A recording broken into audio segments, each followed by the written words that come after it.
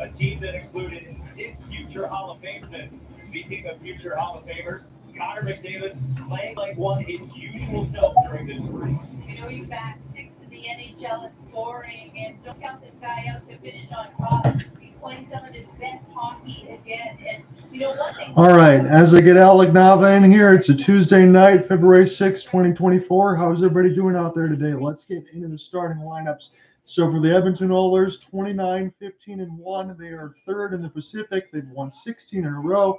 Head coached by Kris. Knoblauch. It sounds like this: Connor McDavid, Ryan Nugent-Hopkins, Zach Hyman, Darnell Nurse, Cody Ceci, Leon Draisaitl, Evander, Kane, Warren Foegele, Mattias, Ekholm, and Bouchard, Ryan McLeod, Dylan Holloway, Corey Perry, Derek Ryan, Mattias Janmark, Connor Brown, Brett Kulak, Vincent Desharnais, Stuart Skinner will be in net. And for the Vegas Golden Knights, 29, 15, and 6, they are second in the Pacific. The starting lineup, head coached by Bruce Cassidy, sounds like this: Chandler Stevenson, Paul Cotter, Mark Stone, Alec Martinez, Alex Pietrangelo, Nick Waugh, Ivan Barbashev, Jonathan Marcel, Braden McNabb, and Caden Korchak, William Karlsson, Enos Romberg, Michael Amadio, Brett Howden, Brendan Brisson, the Michigan Magnet, King Coulsar will be on the fourth line with Nick Hague and Zach Whitecloud. Aiden Hill will be the goaltender of record today. And Alec, I think we can say this one way and one way only.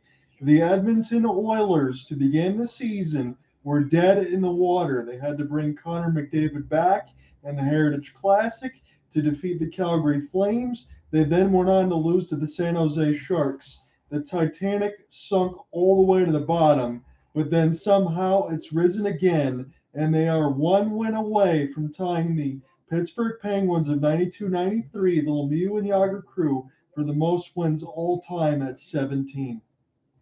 This makes this the heavyweight matchup of the night, John and D. I'm happy to be with you tonight in the second round rematch, or specifically between them. If you remember what happened for last year's playoffs, the Oilers, they were one of the favorites to win it all.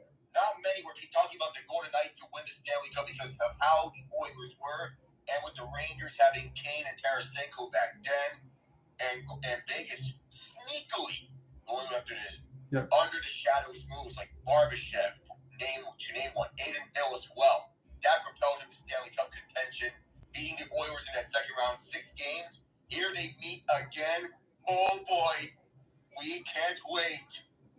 No, it's going to be a lot of fun, and I understand the Vegas Golden Knights are dealing with some injuries. Still, with all the injuries, they're 5-1-1 in their last 7 games. They are missing forwards Jack Eichel, Will Carrier, Pavel Dorofeyev, a defenseman Shea Theodore, Ben Hutton, Tobias Bornfot. But still, Alec, I know he hasn't played a ton of games, maybe about 16 to be exact, but Aiden Hill, 12, 2-2. 194 goals against, 936 save percentage, and a pair of shutouts. The Stanley Cup champion of last year, he's healthy again, and I think he's going to continue to maybe not put up numbers like that, but I mean, he's showcasing he can be a Vezina candidate. With the small sample size he has, oh yeah, any other time he would be a Vezina candidate, even though he's played 16 games, so the numbers that he's put up. I mean, 194, and if I say this again, 936 save percentage. Those are Vezina-worthy numbers. Say if he can play at least 40 games in a season, he'll be in the Vezina conversation. Basically, that's the same stat line that Linus Ullmark put up last season. Yeah. And what about on the other side? Stuart Skinner, you were wondering about the goaltending situation. You had Jack Campbell. He got sent down. Stuart Skinner starting to look pretty good. Look, I understand how rough his numbers were, and that's why these will sound higher than they are, but 23-9-1, 244, 9-10, and 2 shutouts. Stuart Skinner has kind of been a revelation here for the Oilers. He's turned it around ever since Kris Knoblauch was hired as the head coach. And after Jay Woodcroft questionable firing at the beginning of the season, but do remember that they went out sluggish to start the year. McDavid, as you noted, he was rushed onto the Heritage Classic, and then they dropped one to the Sharks. A win over the Kraken didn't change things, and Woodcroft's fate for them, so they brought in McDavid's head coach from the OHL Erie Otters, and that turned things around dramatically for the better. I mean, this Torres Hunt's run is no joke. How about 9 goals and 26 points during the 16-game win streak for Connor McDavid, the $1 million man of the skills competition, about 25 seconds away from puck drop. Look, you can say this, and I'm one of those ones that would be right on the record about Edmonton. Maybe the opponents that they've beaten aren't of the highest caliber, but still, you have to look at yourself in the mirror and say this. How many teams can go out there and win 16 games in a row? I don't care who you beat. I understand Vegas is going to be in your way now. You're already getting the best of the best against of what you want to do and who's going to beat against you. I believe I see Pat McAfee there on that side. But I don't care who you beat, Alec, on that side. It's 16 wins in a row. If it was that easy, everybody could do it. I mean, yeah, you're not wrong. If it's truly that easy, anyone in the NHL can do it. But 16 wins in a row to tie the 2017 Blue Jackets in that regard, it's not a joke, especially when you consider they beat the New York Rangers, the Toronto Maple Leafs in that win streak as well, the LA Kings, the Red Wings, the Kraken. So what we're going to do, Alec, if you're cool with that, I'll take the first, you take the second, and we'll split if you want to go ahead on that side for the third period. I'm just happy to have you with me. It's been a while since we worked together. I know the All-Star game was a little bit of some pregame fun there on that side, especially toward the end. But this is the real deal, Alec, and this is going to be a lot of fun here. So let's get it underway. So Vegas, try to play this off the backhand now. Evander Bouchard wanted the interception. It's Connor McDavid, though, driving his way to the net. He gets canceled off by former St. Louis Blues captain Alex Pietrangelo. There'll be an opportunity now off the cross pass, trying to hit something out of the air, but it doesn't find Stuart Skinner. Again, VGK at T-Mobile Arena now in the gold and black jersey, other than the mustard gold. And the Edmonton Oilers away on the road whites with the mix of the blue and orange striping. As this is sent back around now toward the left side of the faceoff dot, still being contested a little bit. Evander Bouchard will finally get a chance to play this away from the backhand, and everybody's going to go ahead and take a change from Knoblauch squad alongside the Vegas head coach Bruce Cassidy, former Boston Bruin. So Mattias Ekholm, former Nashville Predator, got it now. Will bang this in across the red line. Aiden Hill will take a look at it as he plays it off the forehand, puts it off the window, and now Vegas with Paul Cotter stuck in his own end. McNabb will able to send this one around as there's a stick that's in the way near the left side of the blue line. Here's a long wrist shot, and this one's held. CC Aiden Hill finds it. Oh, that's a long wrister all the way out from the right point. Not many times you're going to have that go in unless there's an unfortunate event from way back. But normally you want to have a deflection. They'll be more ideal if you want to get those shots right in the back of the net. So, Alec, it's Edmonton, it's Vegas, it's two teams in the Pacific Division. We know what they can do. If Edmonton continues to play the way they are, maybe they'll even pass Vegas and get to the first spot if they can get past Vancouver. Do you think it's possible? It's possible. Anything can happen here in the NHL. As this is played off the forehand now, a defensive zone face-off win for the Vegas Golden Knights. As this will be a long outstretch. Stuart Skinner will watch this bounce around on Darnell Nurse. Try to get a piece of it. This is the hand grenade. It'll lose Cody Ceci. And now this is Vegas captain Mark Stone. They'll make a pass ahead. Good interception there by the Oilers, but it's picked back up now by Cotter. As he'll get this off the forehand. Try to get around the VGK logo, and Edmonton's defense, especially during this streak, has really kind of changed things around. Again, as Alec mentioned before, it's not all about the 1980s hockey anymore for Edmonton. They can win one-goal games, and they can get stuff done on their defense. Credit a lot of that to Paul Coffey, the maturation of Evander Bouchard, and the goaltending of Stuart Skinner. As this is backhanded off the glass. Try to get recollected into the neutral zone now for Vegas for Nick Waugh as he sends it in. And now this will be sent back around from McLeod. As this will be Desharnais. We'll get this one all the way down the ice, and it'll be blown dead against the Oilers. And now you mentioned about the way that Edmonton has been winning games, about those low-scoring games. They can go on and win those more and more. It's not about 80s hockey anymore. So they're winning games 3-1, 2-1, 3-2, 4-2. They're winning comfortably on lower-scoring games now. And that makes me believe, Alec, from the last couple of years about we talked about Edmonton being a Stanley Cup candidate, let alone winning the whole thing. I think those are the type of wins you have to have in order to actually win playoff games and secure Lord Stanley. We might be getting a penalty 17-23 here in the first as we got a hand in the air. We'll see what they're going to take. I think it's still in Holloway who's headed to the box. I think it's a boarding, is it? Yeah, I think you got it on that side. Dylan Holloway and Jonathan Marchessault. I just heard that. So VGK is going to go to the power play. I understand we talked about with some of the injuries with Jack Eichel and all that too, but Vegas still has the caliber of players to be able to get this done. And if there's one team to stand in their way in order for them to get to the 92-93 pens for the Oilers, it's Vegas. It could be that roadblock. You about Jack Eichel, Shea Theodore, Pavel Dorofeyev, Will Carrier, Ben Hudson. Those are the major five pieces that are missing from the Vegas lineup. But even without them, they can still stand tall and win comfortably and shut them down defensively, even though those numbers defensively, they're down from last year. Yeah, the depth that Vegas still has is something to be marveled. Speaking of someone that they got back is William Karlsson, who wins the draw. As it's Alec Martinez, Marceau, Karlsson will play catch. Jonathan got into the left out. He's going for a short side angle chance. It'll be loose out in front and picked up by VGK, former cap, and Chandler Stevenson. As Marceau spins this one back to Chandler. They'll play crisscross near the left point again. A cross pass. Karlsson just tries to take a stab at it out of the air. Stevenson does a great job gloving it down near the high side blue line. Works his way to the right dot, still in behind the cage. As this is picked up by Marceau. Marceau now leaves it here for Alec Martinez, former LA King. Mark Stone spins it around for Marceau. Marceau is being hounded a little bit by Derek Ryan. As this is sent around now for Stevenson near the right side dot. Karlsson looking for a cross pass setup. Marceau able to save it. VGK keeping it in the zone, but they're being kept to the outside right now. No shots. Martinez high slot shut through the traffic, bounces off a bunch of bodies, and this will be safely cleared down the ice as Vegas is going to have to get their second unit out of there, but they survived the pressure, does Edmonton there, Alec.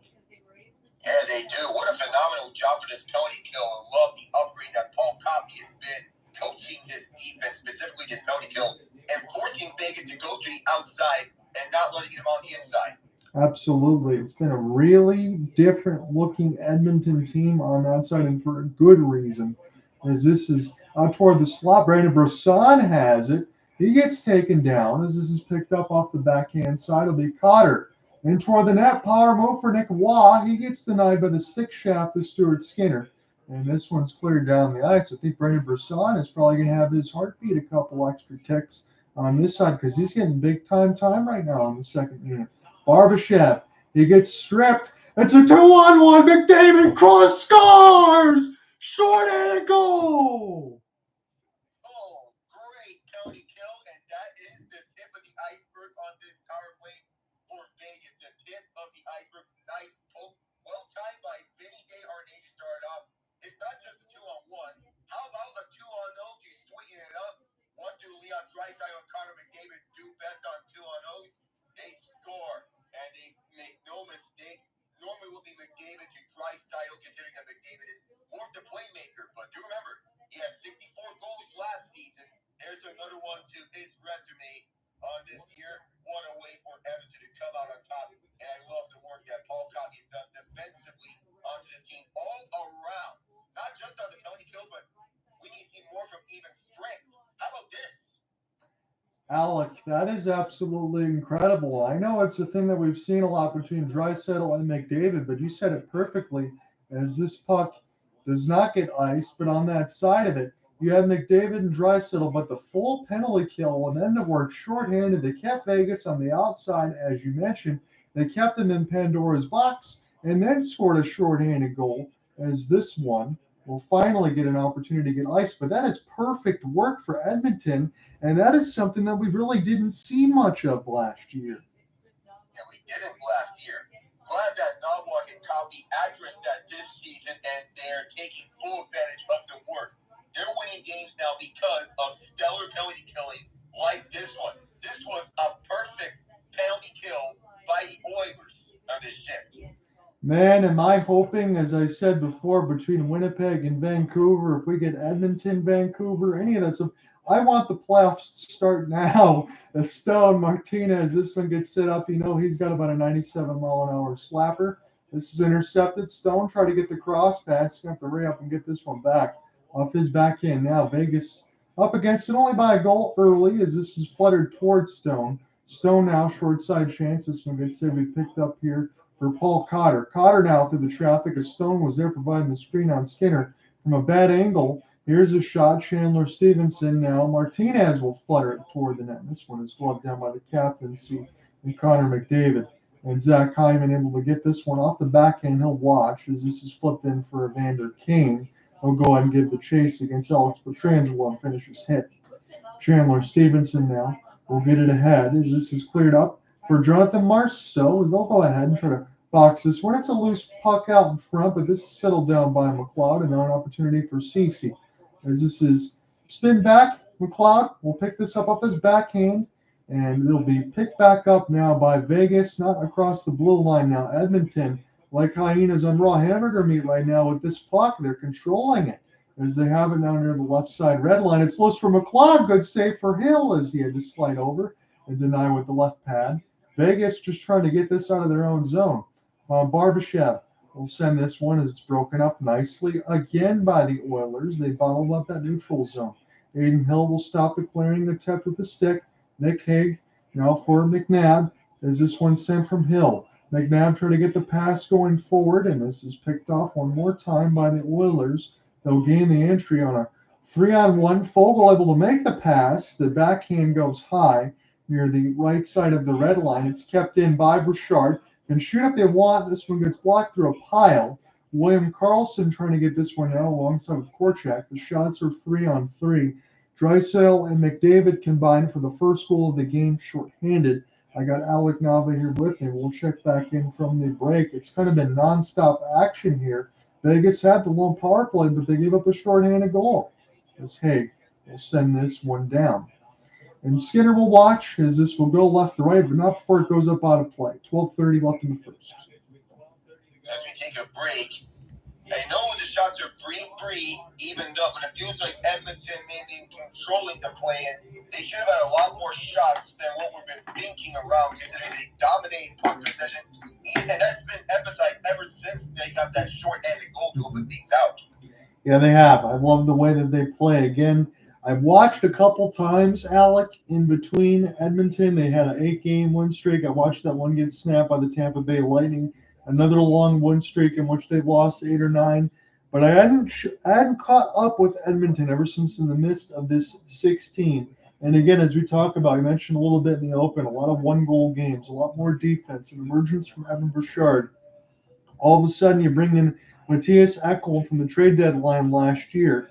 And you have this entire core. Look, I understand Darnell Nurse and Cody Cece might make a lot of money, but now when you have Ekholm and Bouchard on the back end of it, and I know Kulak and Desharnais could be considered throwaways, but for Bouchard and Ekholm, that really probably is their top pair, even though Darnell Nurse is the one that makes the most money. Yeah, as you pointed out, Mattias Ekholm and Evan Bouchard, you can say they are the top pairing based on how good they've been offensively. Even better about Bouchard, with his 43 points, he's on a near $4 million cap hit. Yeah. That might be the steal of the offseason for the Oilers as they decide to bank in on him at the expense of Kyler Yamamoto, that is. But they didn't lose much in keeping Bouchard, and his offense has transcended to a new level. Yes, it has. And one of the former Oilers players, I believe, had signed a 2-year deal with the Pens. I saw the Pens got a 3-0 win against the Jets, and they pick up Jesse Puljujärvi.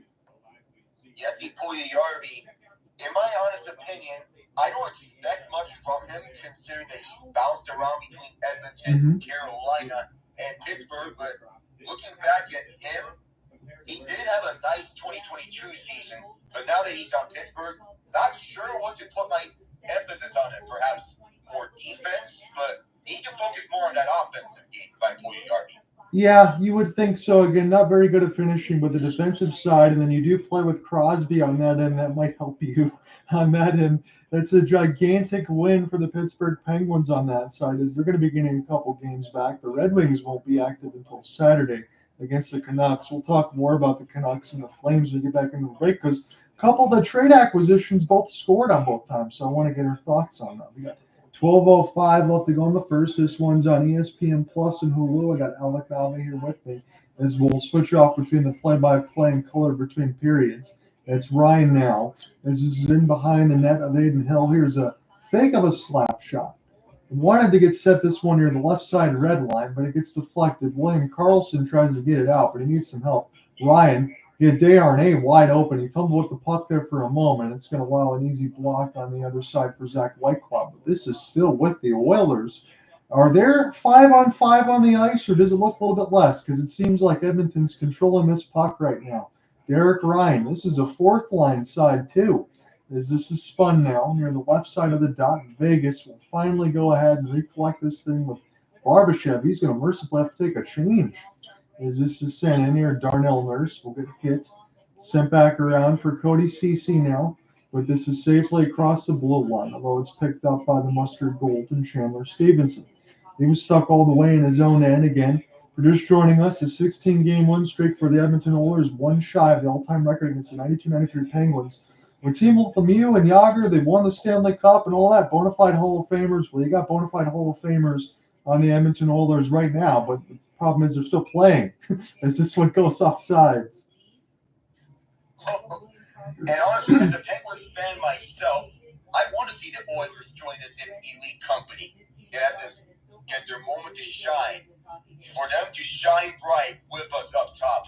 Mario Lemieux, Jaromir Jagr, they may be watching ours, and perhaps a little bit of congratulations if they do hang on to this.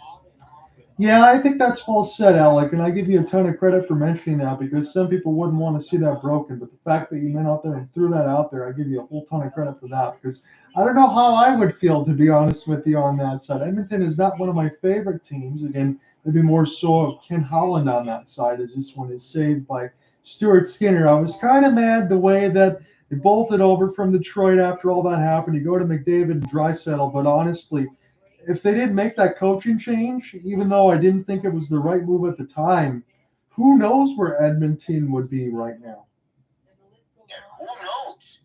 Then again, they did change from Dave Tippett and Jay Woodcroft in 2022, and they made it to the Western Conference Final. Now they turned it around from a sluggish start to start off, and now at this point, maybe another deep run is in the horizon. We don't know. No, we don't. No, on that side. But I think the one thing we can say for safely is if Connor McDavid's healthy, it changes some things. Draisaitl, one-timer, that one hit the glass really hard, and this will bounce back to him now. But Evander Bouchard, he really loves to shoot. Paul Coffey urges him to do so. They'll leave it here for Draisaitl now and put this around the end boards. I think it was Warren Foegele that just lost it there. And now Vegas will finally get a chance to touch this puck. The shots are 4-4. But it really feels like it could be a lot more for the Oilers. That puck possession time is heavily outweighed Vegas right now from what they've done. As this is in the defensive zone for Edmonton. Now Foegele will get the outstretched pass as they'll try to make the transition left to right. Zach Whitecloud will chop it out of play. 9:40 left in the first. Now, while ESPN isn't showing the time on ice possession time, I know on their website, I know they may pop that up from time to time on the ESPN Plus broadcast, but Edmonton, they've been in total control of the game so far past the halfway mark in the first period once we're going to break. Really like this. So far, nice start for them. You have to control the pace from start to finish. Yes, you do. And that is the winning hockey on that side of it. Look, we understand what Vegas is going to be able to bring. We talked about it a little bit on that side. And fully expect this game to kind of stay maybe within a 1 or 2 goal margin. Would you agree? Yeah, I would. Even though Vegas, they've been doing those injuries, they still hung with teams in tight despite the injuries. Bruce Cassidy knows how to get the most out of his players, including Brendan Brison's first career goal against my Penguins, by the way, that comeback victory, 3-2 the final, with the Golden Knights getting the final 3 goals. With Brisson, he's the only first-round pick that was left from the first 6 years of drafting for Vegas, and he turned out okay. That's absolutely crazy when you think about it, but you got to understand, and Alec had mentioned this first more than anybody, and I always use the encyclopedia for Alec Nava when I can on that end, but It was all those heavyweight trades to go back and forth, and you go ahead and you bleed out your prospect pool. But Vegas got what they wanted, Alec. They got a Stanley Cup, and they did it by making smart acquisitions at the deadline last year. And smart acquisitions, the way you want to go, is not just the big names like they do with Ekholm, Pietrangelo, and Stone. But you also have to go under the radar. I mentioned earlier, Barbashev and Hill. I know Barbashev came at the cost of first-round prospect Zach Dean, but Barbashev is exactly who Vegas needed. Yeah. A gritty top six forward who can chime in offensively. It's funny, when they showed that picture of the Penguins there as they come back from the break, I saw Rick Tocchet, and his face pretty much looks the same way as it does right now. It doesn't look like he's aged all that much.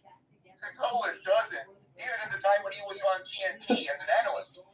He's a good coach there on that side. I'm very happy for the Vancouver Canucks, honestly, the way that it's turned out. There's a slap shot for Evan Bouchard, and this is centered around the end boards here for Connor McDavid. He's already got one shorthanded set up by Draisaitl, as he has now off the backhand, the $1 million skills competition winner. I heard some fans say they're a little bit upset because he went ahead and tried to change the skills competition, and then he won it. Well, he's the best player in the world. What else can he say? He's got it now. He tried to wrap it around, and Vegas bodies will get in the way, but they can't dispossess 97 of the puck. It took them a couple extra efforts. Bouchard was there and able to recollect it now as Darnell Nurse, I believe, bouncing off of one of the Vegas Golden Knights, and O'Hagan will fire it in from about 70. This is stopped by Skinner. And picked back up now by Zach Whitecloud. Whitecloud almost fumbled the puck, and they're going to have to go all the way back because the Edmonton Oilers forecheck has been a little daunting here. A couple moves there for Barbashev, try to find it. Nick Waugh try to send it across for Jonathan Marchessault. Here's a slap shot, and this one's held calmly by Skinner.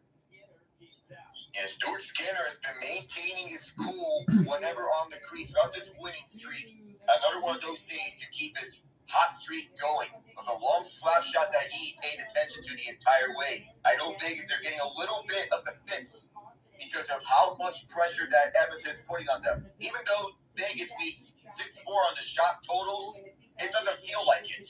No, it doesn't. And Alec, I know it's during the win streak, a lot of one-goal games and this and that. And I know Skinner and everyone else had a rough start. But is Stuart Skinner right now, in your eyes, playing like a franchise goaltender? Yes, right now in this winning streak, he is playing like one. The big question is if this can be sustained, but Edmonton really has high hopes for that. I think so too, and I think it could be sustainable, especially if Edmonton continues to play the way that they are. Don't change a damn thing on this side. Find a way to get some opportune goals, find a way to forecheck, play some defense, and continue to play your game because, as we said, this is playoff hockey. This is what it's going to take to win games in the postseason. And this Edmonton team looks a lot different than they ever had over the years, even with McDavid. As this is picked up now for McNabb, it's just hold in. Stone try to funnel a shot toward the net. It goes way wide. Somebody ran into Stuart Skinner. It might have been one of the own Edmonton Oilers, but it doesn't matter now. They're away with the puck. Now left to right. As this is picked up off the forehand now. And stolen again by the Oilers. McLeod, that fourth line, has done a great job. They try to get a couple stick chops. Mark Stone's got to turn around. They'll try to pick it up now, and they'll go off sides. But the forecheck, Alec, for Edmonton has been like bees. Yeah, bees are all around a nest, a bee's nest, around for high, buzzing around for Vegas and intimidating them at their own end whenever they have the puck. And a long possession by Connor McDavid previous week, we can attest to that. So it'll be a neutral zone draw. Looks like Nick Waugh got tied up a little bit with Stuart Skinner. That's what forced them to get knocked down. But Stuart Skinner looks cool as a cucumber there. And this is picked up now for McNabb off the neutral zone draw. We'll get it back. We'll see if Vegas can find an answer here with 7 minutes left to go. Thereabouts in the first, they iced it. I think it is icing against Vegas on your side.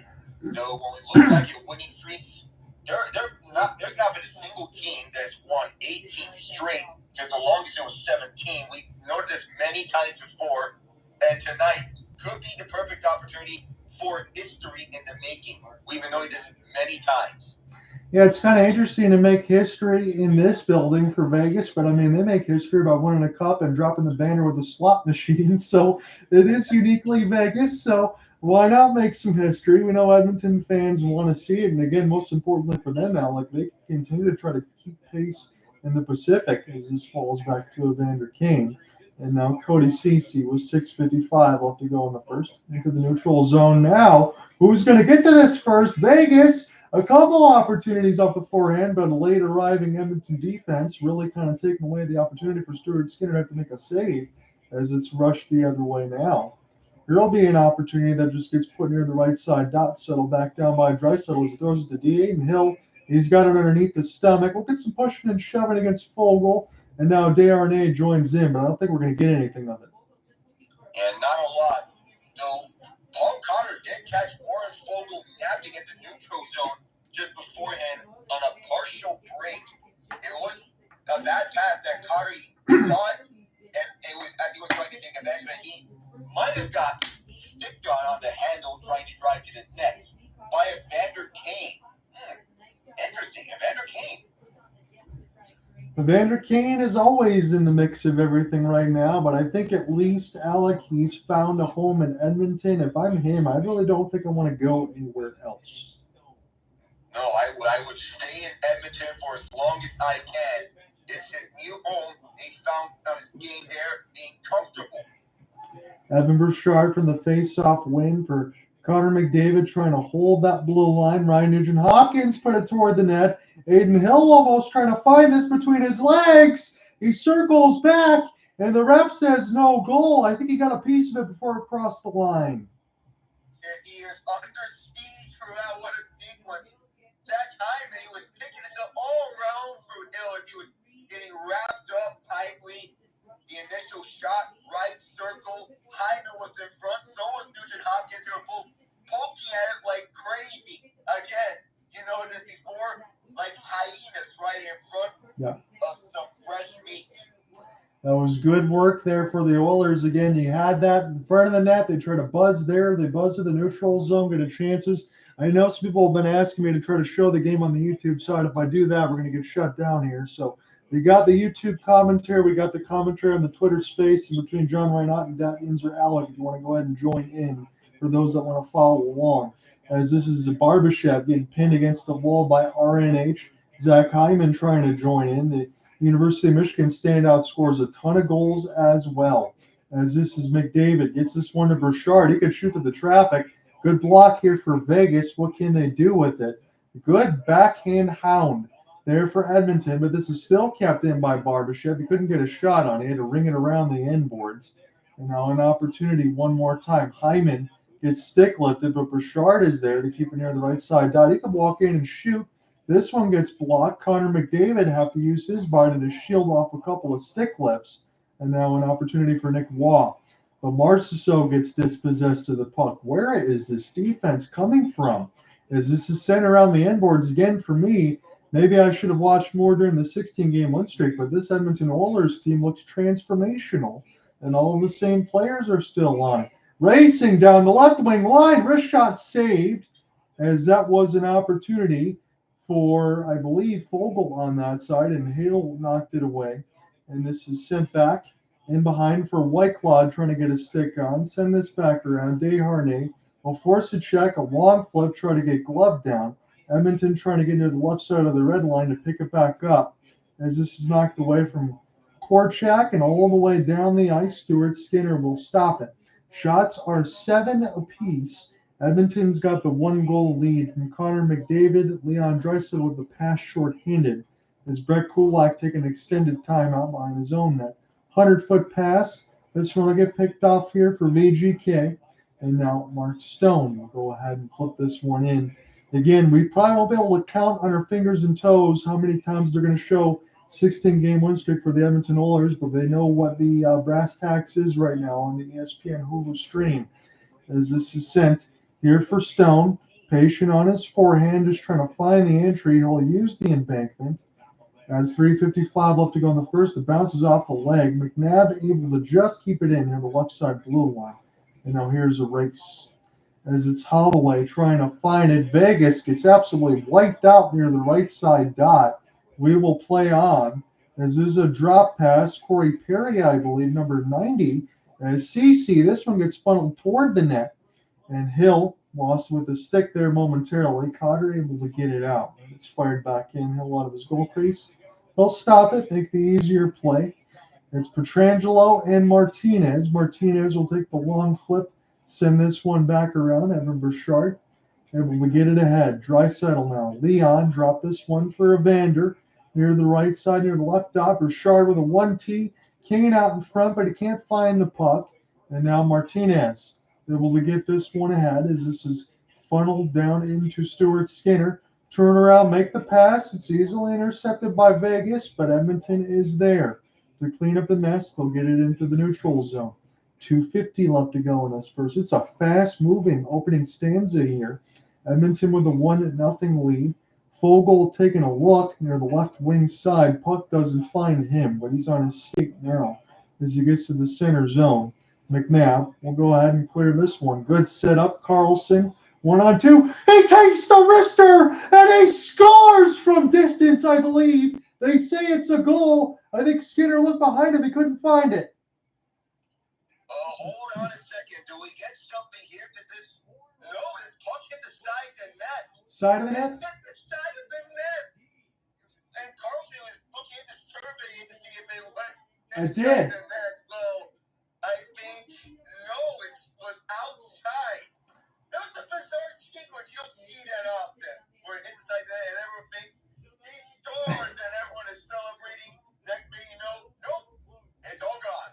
Good work there, Alec. Thank you for that on that side. Because again, during the real time, I should have probably hesitated a moment because it looked like it was going to be a snipe. But as Alec said, it caught the outside of the mesh, and it was kind of stuck in between the outside. Looking, it was halfway in on that side. Hits the outside, and we go to break. Edmonton still got their lead. That's a bizarre sequence. I feel it's going to go on to the weird NHL on the next volume of it whenever that's coming out on your YouTube channel. That is something that you don't often see. When we get to the end of the first, we have a very busy scoreboard to look at. And honestly, Alec, there are some interesting score lines. I do think there's going to be a few things we'll hit. And out of customary action, I think we'll start with the Penguins first over the Jets. But then I think after we have to jump to Flames, Bruins, and Vancouver and Carolina, because there are some new acquisitions between those two teams that have already made some heavy impacts. Yeah, as we first go hunted, I'm looking back at the Penguins-Jets game. For some reason, whenever we play the Jets, we get the best out of our guys. And this time around, no different. 3-0. And Tristan Jarry gets another shutout. What I didn't expect was that one of those goals would come from Jeff Carter, let alone on the power play. But Carter, low-key, has played up to his potential this year. Yeah, Carter is a long-tooth veteran on that side, Alec. We know that he can bring with the LA Kings. He's been a long time with the Penguins. But I've always loved his game, and you're still going to be able to find some scoring in that bottom six. And now that he's settled onto a fourth line role, he looks more comfortable on the fourth line with Noah Chari as a veteran forward who knows how to bring in that leadership and that Stanley Cup experience from LA. We're still having a long way to go to get back onto the playoffs, especially since this Eastern Conference remains a bloodbath.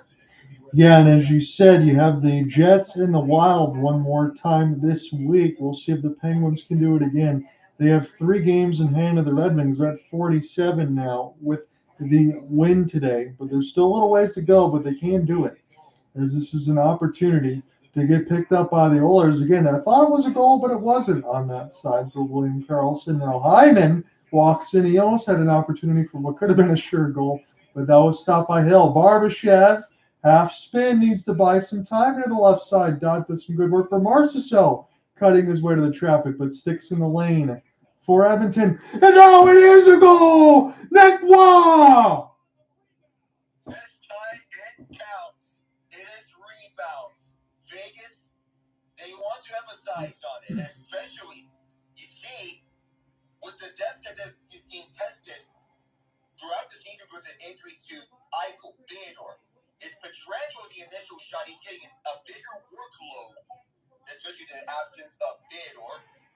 And the long shot is what started out. Law was in front of the net to clean up the trash, and he does so on the backhand We're even now for real this time, 154. This has been a great contest so far. It looks like Cooper Hopkins is joining as well. If we all stick into this, we could all call a period on that side as well. But I will finish off the first, and then we'll hand it to Alec and then get into the intermission conversations because there's a lot to get into on this side. 145 left to go in the first. The ESPN Hulu stream for a streak. Vegas wants to crush it. As this is set now for another wrist shot. That was a good save by Skinner. I thought I almost hit him in the dome. Edmonton able to get this one out. They'll funnel it now for Draisaitl. And now CC rushing ahead. His wrist shot attempt will go wide and out of play. 124 left in the first. So how's it going, Cooper? Well, gentlemen, it's going really well, and it's going even better for the Vegas Golden Knights and their fans, because when you score a goal after giving up a shorty in the first period at home, and you get one with less than 2 minutes on the clock before you go to the room, that's good news, boys. I caught the very end of your call and your comments there, Alec. Sounds like you guys are having some fun. Looks like we're going to have a great hockey game on our hands here. We will. I think we're all in agreement that this could be a 1 or 2 goal outcome. I don't see a blowout either way on that side. Edmonton's kind of played 1 or 2 goal games within this streak. They won 11 points in the last 7 games. As this is sent away by Stuart Skinner near the left side dot. Edmonton trying to pick it up. Stone with the interception. He tries to get a shot off, looking for a deflection, and now Edmonton might have something in the final minute. Got to get back on the delayed onside. They'll check back up now. Try to find the entry. Aiden Hill hits this away with his skate as this is picked up now for McNabb. CC try to force the steal. It's Draisaitl. They'll pick it up as this goes near the right side dot. Leon. It's pinned against the wall now, and this is intercepted by Chandler Stevenson. Paul Connor getting absolutely destroyed, trying to stay on his feet. I can't believe there wasn't a penalty there. And now it's CC with an opportunity with 30 seconds. That looked like a WWE headlock. And this is sent around the other way for Carlson on his forehand. He'll throw it back to his defense, and now Nick Hague. Try to turn on the burners to get across the red line. Shots now read 13-8. Nick Wall with the latest goal to answer Connor McDavid and Leon Draisaitl from that setup. 5 seconds left to go in the first. This is rushed across the blue line. McDavid's got it. We're going to go to the dressing room. Tied at uno. I can't believe that Paul Connor got denied of 2 straight breakaway chances on clean looks. Can't believe it. The first time, that was legitimate from Evander Kane to break that one up. The second one, feels like all pushing and shoving. It feels like it was getting all ugly, and perhaps a caution flag getting brought out in a NASCAR race. Speaking of NASCAR to Daytona, this Sunday after the Super Bowl. I'm looking forward to both events still, but still can't believe it looked like that. That was a lot. John, I think your call was correct. That was some pro wrestling right there. And boy, for the biggest Golden Knights not to get that call at home. I mean, listen, you don't want the referees you want them to try to stay as neutral as possible and not tip one way or the other. But that's a pretty clear holding call right there that was in open ice. And I think I understand the fans of the Fortress being a little displeased with that one.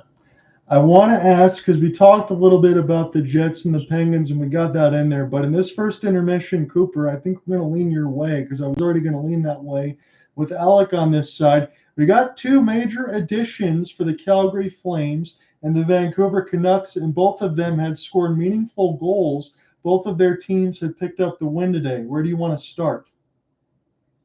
Well, first of all, I appreciate you guys letting me jump on with you. I do not want to step on your toes. I know this is your broadcast, but I'm not going to turn down an opportunity to talk a little bit of Flames hockey. And, hey, John, you and I had speculated about this. Alec, I'd love to get your thoughts too, because, listen, Elias Lindholm, great player. He was not ever the same once Matthew Tkachuk and Johnny Gaudreau left Calgary. And listen, who would be, right? I mean, that line was absolutely lights out, really from wire to wire a couple of seasons back for the Flames and across the league.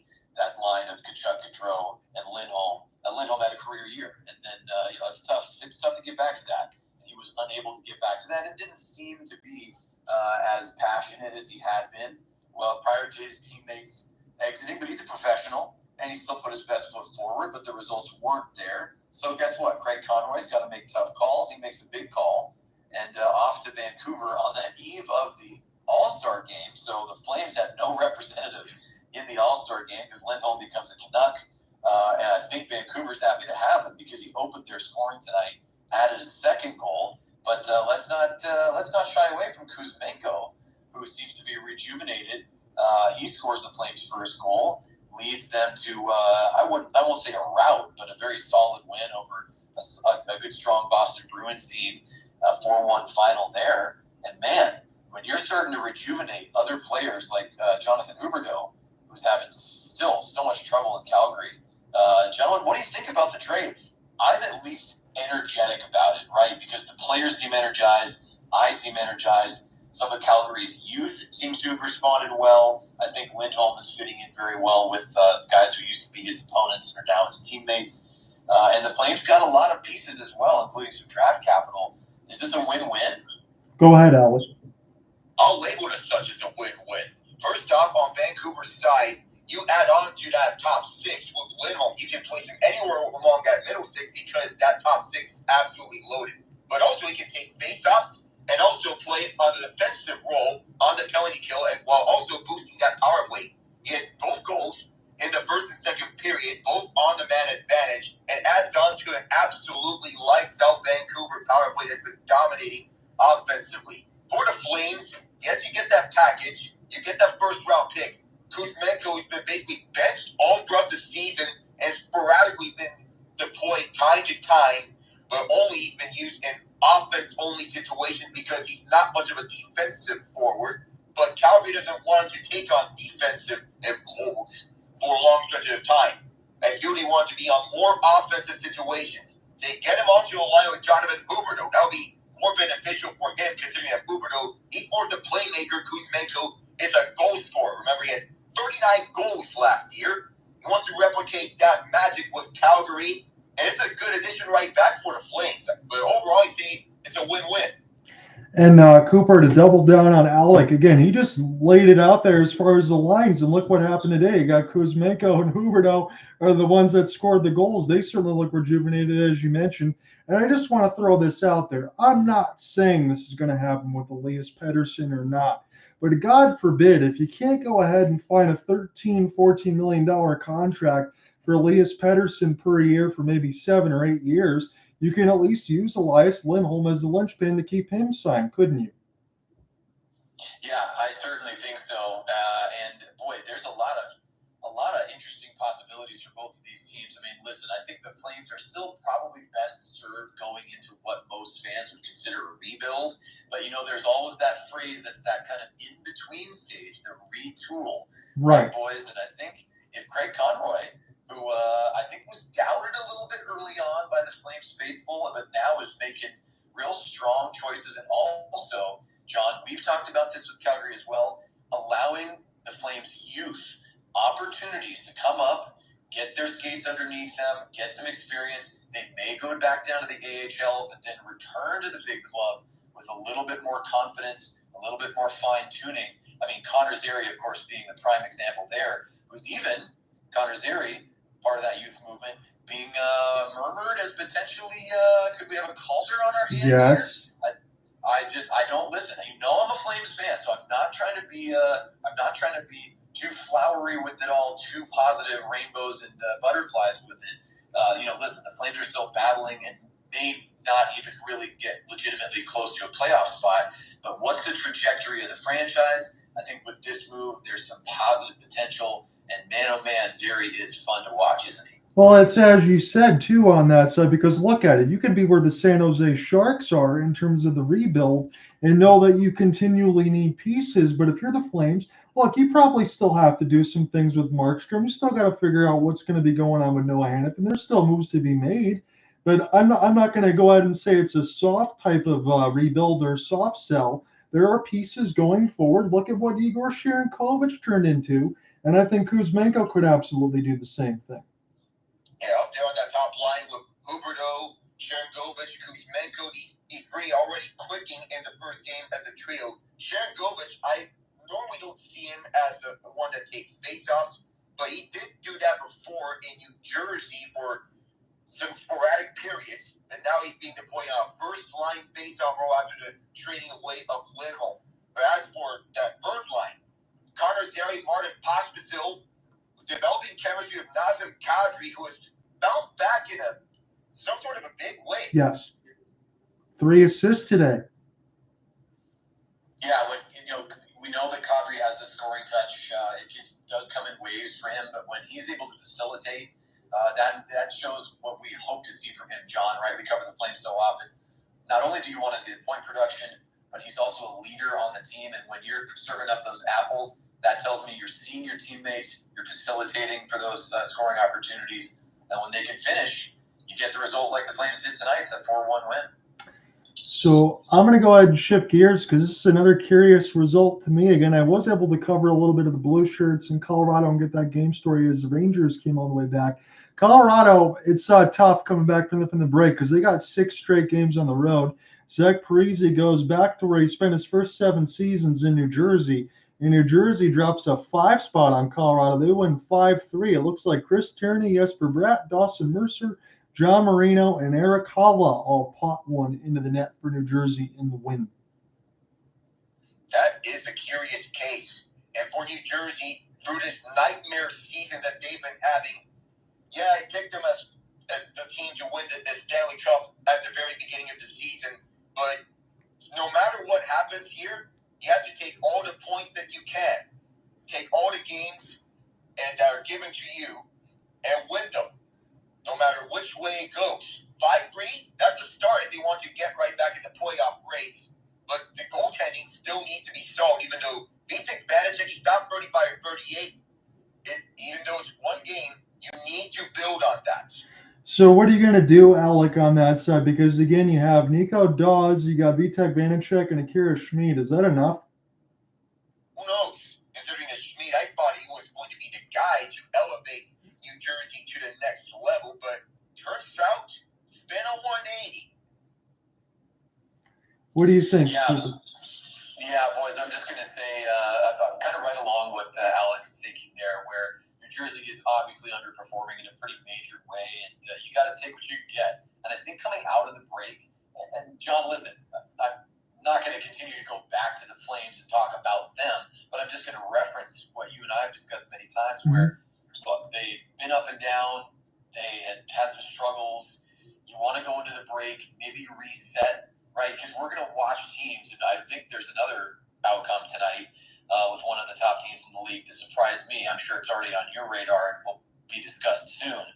But which path are these teams going to be taking out of the All-Star break, right? Are there struggling teams that are going to start to climb, getting a little breather, getting some time off the ice, coming back together, finding their new way forward? And on the other hand here, and we may see this with Edmonton tonight, right? A lot of pressure, you go into a break, you've had momentum, then you get a bit of a pause. The players they're asked, the Connor McDavids of the world are asked to do a lot of different things. Can you come back and have the same momentum? For the Devils, I think that you just take this first win and you try to sack them. You keep it simple. You basically live the sports cliche, right? One game at a time. That's all you can do. So Devils do their work tonight, and we'll see if they can make it too. It's probably fair to say, because when Jack Hughes comes back, you get a transformational player that can get you well over 100 points if he's healthy in a season. As we're looking at some of the stuff we already talked about with Elias Lindholm with a couple goals, there was one that surprised me. I know we talked about the Pens and the Jets, and they still have the Jets one more time in Minnesota. But let's just talk about another team that needed a win really badly, and that's the Philadelphia Flyers. They were able to find a way to get 2 goals on the board. Noah Cates scores unassisted at 2:36, and Travis Konecny, Carter Verhaeghe opens the scoring. But it is another good performance for Ersson on that side. 20 out of 21 for the youngster for a .952 save percentage as he outduels Anthony Stolarz. Now, I know that the situation in net has been in flux ever since Carter Hart. Yeah, we're not going to talk about that, considering that he did something so bad and is linked to that 2018 Hockey Canada scandal, mind you, for those who are wondering. But even though for those asking if this is going to impact the success of the team, human lives come first. Right. Human lives are always first priority. They are not, and hockey games are not above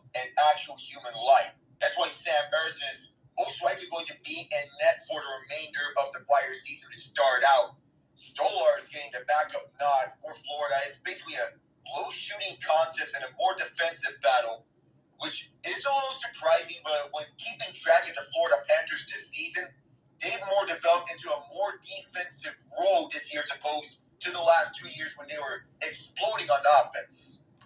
Yeah, and again, as you said, I think you said it best on the side for everything that goes back to the World Juniors, but I think Sam Ayerson, at least going forward being the starter there, I think he can do it. Well, John Tortorella had given his young goaltender a ton of confidence. I know his coaching style's a little bit more hands-off on this situation than it usually is in Philadelphia. They might be the third team in the Metro. They might be trying to find a way in a wild card spot. I certainly don't think that they're going to be better than the Carolina Hurricanes or the New York Rangers. But Philadelphia, honestly, Alec, has been one of the biggest surprises of the entire year. Yeah, we can both agree on that. Philadelphia, they were not expected to be in this position. They were expected to be somewhere in the bottom. You know, John Tortorella, whenever he's on his second year of an NHL team, and I know this is just recent trends, but this is the second year with the Flyers, but also in his second year with the Blue Jackets, he's transformed Columbus into one of the better teams in the league. Philadelphia, they're not at the level that 2017 Columbus was at, but still it's a highly respectable outcome for the Flyers and what has been a season in which they were not expecting much. And so we have a couple more scores here for you. We should be able to sneak these in before the start of the second period. You got the Canadiens and you got the Capitals on that side. Capitals. I started to think, Alec, that some of those games when you and I talked and we said, how in the heck is Washington finding a way to win this game? Well, that's not happening anymore. And they lose 5-2 to Montreal. It looks like Juraj Slafkovsky gets a couple, Nick Suzuki gets a couple, and Michael Pezzetta also gets his third of the year. And earlier, we were both puzzled at how Washington is contending for the playoffs despite having a negative goal differential. In fact, we may be asking the same thing about the New York Islanders because they both have negative goal differentials, -22 and -34, and they're still several points out of a playoff spot. Washington, though, they've lost 5 straight. So the wheels, I don't know if they're starting to fall off. We hope not, but Montreal, they're still in the thick of this, despite being 21-21-8. It might be a bit surprising, but they're still in the midst of a rebuild. We still need to calm expectations for the Canadiens because they still need to improve on their penalty kill. But this is a nice development for a Canadian team that's in the middle of this. Nick Suzuki, Juraj Slafkovsky, you noted 2 goals each. And then one more score for us. I kind of feel like the Montreal Canadiens might be the Eastern Conference version of the Calgary Flames. You still got some young players and you got some promise. The Dallas Stars able to hold on against the Buffalo Sabres. And I've said this to you many times. I know there are certain teams that are waiting for the draft. I have to believe that Buffalo expected they'd have a better year than this. But Matt Duchene and Sam Steele score. Tage Thompson does get his 15th for Buffalo. But Ukko-Pekka Luukkonen, 20 out of 30, not enough. Because Jake Ottinger, holy cow, what a performance. 47 out of 48. I guess I can't blame Buffalo for this one because that's a masterful performance. This is the prime example of getting goalie. I know Buffalo, they were the better team in this game with the better offensive chances, but Jake Ottinger played out of his mind, and that's been on it. And this game, if this is the start of something, this is something more for that confidence ever since that All-Star break happened. Because for his standards, I don't think he's having the year that he was hoping for. But a 979 save percentage, good God. Yeah, and you're right for Jake on that side because you think about some of these other goaltenders. Look, Alex Georgiev the other night when he took the loss against the Rangers. He had a fantastic game. And there's certain goaltenders that you expect to bump their numbers up. And I have to believe I agree with you for Jake Ottinger, especially if Dallas wants to get to where they want to get to. No disrespect to Scott Wedgwood because I think he's an excellent backup. But that's the key. He's the backup and Ottinger is the clear starter. Clearly, that's how the depth chart works out in Dallas. They pay Ottinger to be the man in the net. That's what you're paying him for. For having nights like these and shutting down the opposition. Front and center, he did exactly that. Now, I want to get to one game, John, that happened last night. Sure. And that was in the college hockey ranks. Boston College, Boston University. They're in this tournament called the Beanpot Tournament among 3 teams, or 4 teams, I meant, in the Hockey East Conference.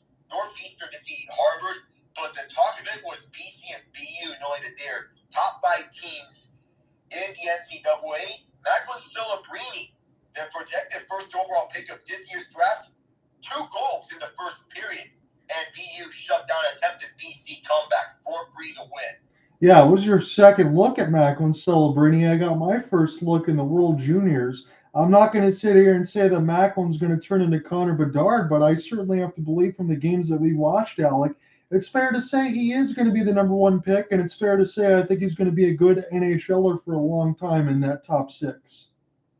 Oh, for sure. We can safely say that. And the work that Jay Pandolfo, the former New Jersey Devil, now the head coach of BU, has done with the Terriers and taking them to the Frozen Four last year, they may be primed for a national championship appearance if they keep this up. Because Macklin Celebrini deserves to be the talk of all the NCAA.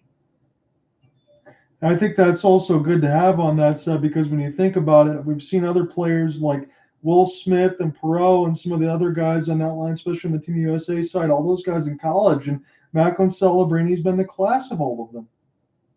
He has. No matter how much talent that BC has among those World Juniors winning players between Will Smith, Carter Gauthier, Ryan Leonard, and Gabe Perreault, that's still a litany of talent, no matter how you view it. But Celebrini is that guy. You want to go ahead and take this second period?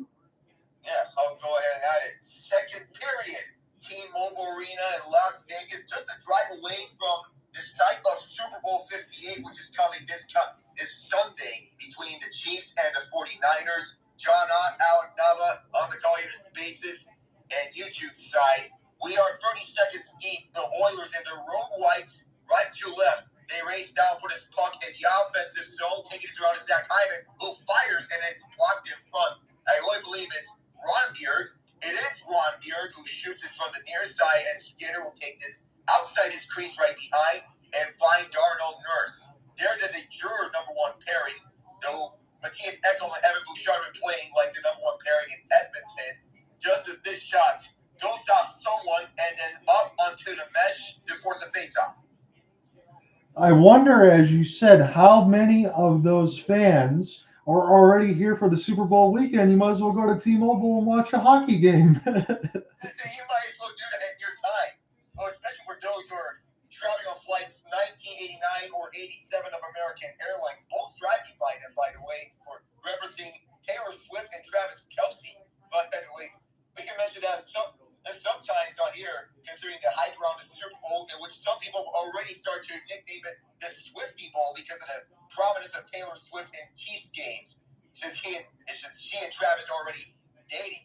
Now this puck is taken away by Kane and Korczak in the Vegas zone, just as Edmonton was trying to get a chance off from Evander Kane. This is sent in right off of Korczak's captain stick. Cody Cecil picked this up, shoved away at his own zone, but manages to get it out. Kane will move it up through the left side, and Kane is driving down. Short side shot is saved. Darnell Nurse picks it up and air mails this right onto the mesh. I think he anticipated there was a stick in the lane, and then Brett ended there. Face-off coming up.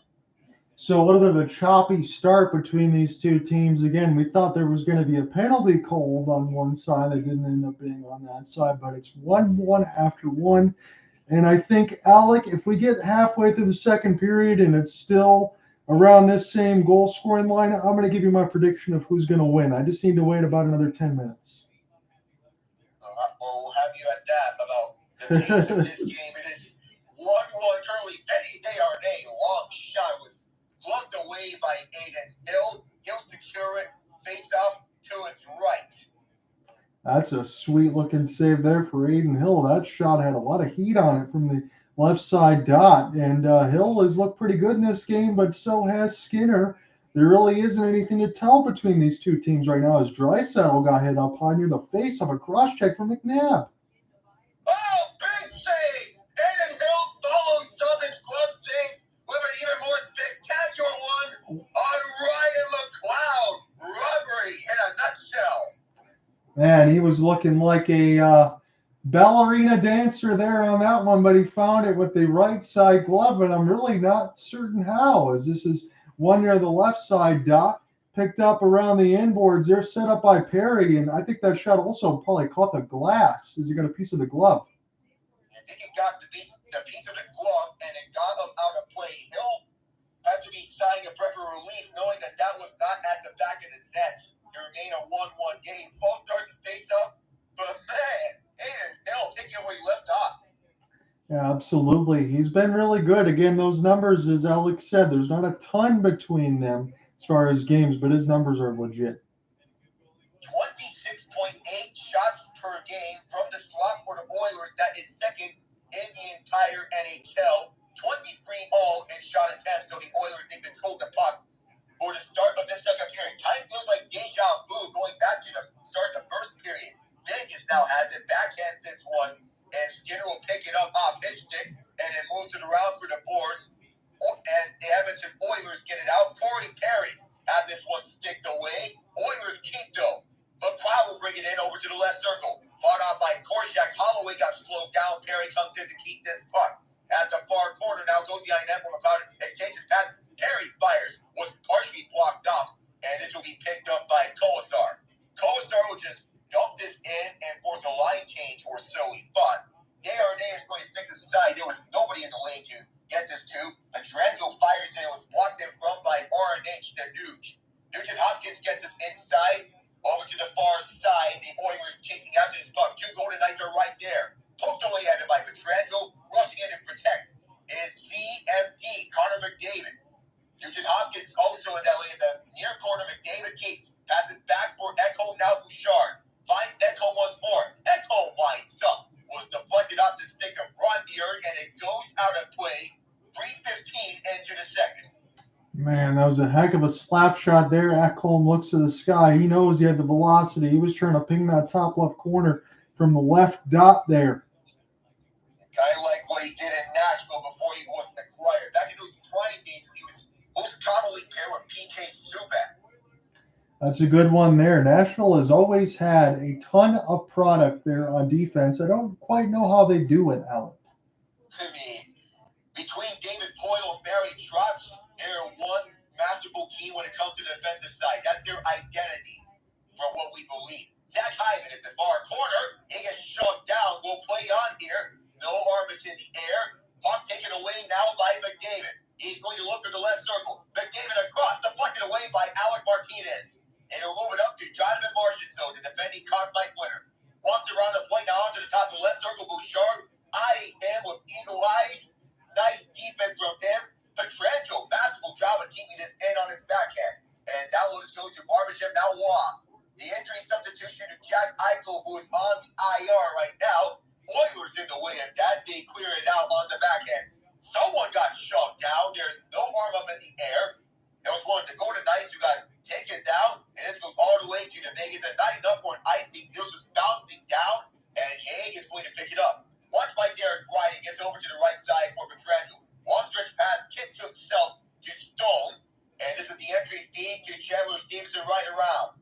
Near corner set up over to the flank for Haig. Haig's going to look fired long. It was sent wide intentionally. Edmonton can't get this out. Now they can. And now Whitefall picks it up from his own end. The Golden Knights have been controlling play for the last few minute plus of this second period, as opposed to when the Oilers had the puck for the majority of the first 4 minutes. This puck might have exited out to the benches. We'll have a face-off.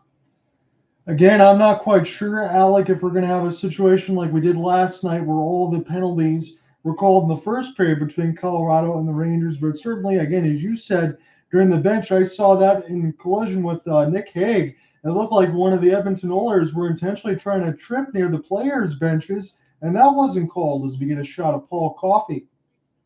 Yeah, that was crazy. Paul Cotter, who might have gotten held at the tail end of that first game when he was denied a clean breakaway to begin with. That's the second time he was denied a breakaway. So that's something worth keeping track of. Maybe, perhaps, but we don't know. 5 minutes deep into the second period, we're evened up 1-1. Nick Law for Vegas, Connor McDavid shorthanded for Edmonton. At the left point, Darnell Nurse is blocked in front. Connor Brown races after this. Vegas wins the battle from A. Whitecall backhands it long. They turn it over to Derek Ryan.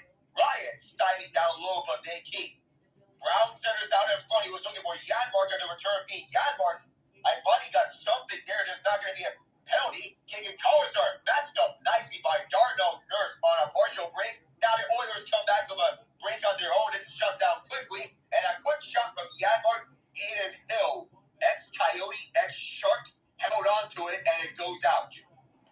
And good defense on both sides there. There's potential breaks, and then Janmark on his last had to just put a wrist shot in between the circles. He didn't have anywhere else to go right now. We're seeing the intensity, especially on defense, percolate between these two teams at 14:30 in the second.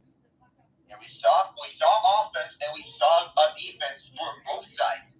All around, it's a good game. What do you think, John? I think so. Right now, you can't really hedge your bets in between who has the advantage. It's honestly been pretty 50-50. And speaking of 50-50, they were 50-50 in their first meeting. That was a shootout victory, 5-4 by the Oilers. That's a long shot. The stick might have exploded on the shot, and that makes the job easier for Adin Hill to secure that. But on that shootout victory, it was 5-4 Oilers. Ben Hudson and Kane scored goals to even it up in the third period, but McDavid and Nugent-Hopkins on that shootout. But always has to be bad luck whenever you have a shot from the point and the stick explodes on contact. Yeah, pretty much right at the half. As soon as you go ahead and take it, couldn't even get in the full windup. Yeah, basically, that was the summary there. Long shot on the front. Warren Fogel's in front. Adin Hill down. And he secures it to deny Foegele. Well, Adin Hill kind of showcasing you there with 3 efforts, almost doing a full split. Try to find that with traffic in front. Foegele did an excellent job trying to bother Adin Hill. I love the effort from both sides. He's kind of doing what Zach Hyman is doing on the top line after that long shot from Brett Kulak out from the center point. And Foegele, you bring him in to be a role player from Carolina. He's playing his role. Looked like he almost got kicked by Adin Hill. Don't remind me of that one scene from 300. Well, not exactly that type, but kind of a kick. Maybe soccer-style kick. No doubt about it. We'll see what's going to happen on this draw. And speaking of soccer, we do have the location of where the World Cup final is going to be played at. We get another false start on the draw. So MetLife Stadium will host the World Cup final. Lincoln Financial Field will host a July 4th matchup on the 250th anniversary of Independence Day. Puck now behind the net. They whack at it. Fogel's still chasing after it. So was Kane. But emerging from this is Waugh. Waugh goes right side for March's overturn. Kane is blocked off by Kulak. The puck is still at the half wall here side. Draisaitl emerges with it. Spinning around to Simmons' side. Now moving up for Desharnais.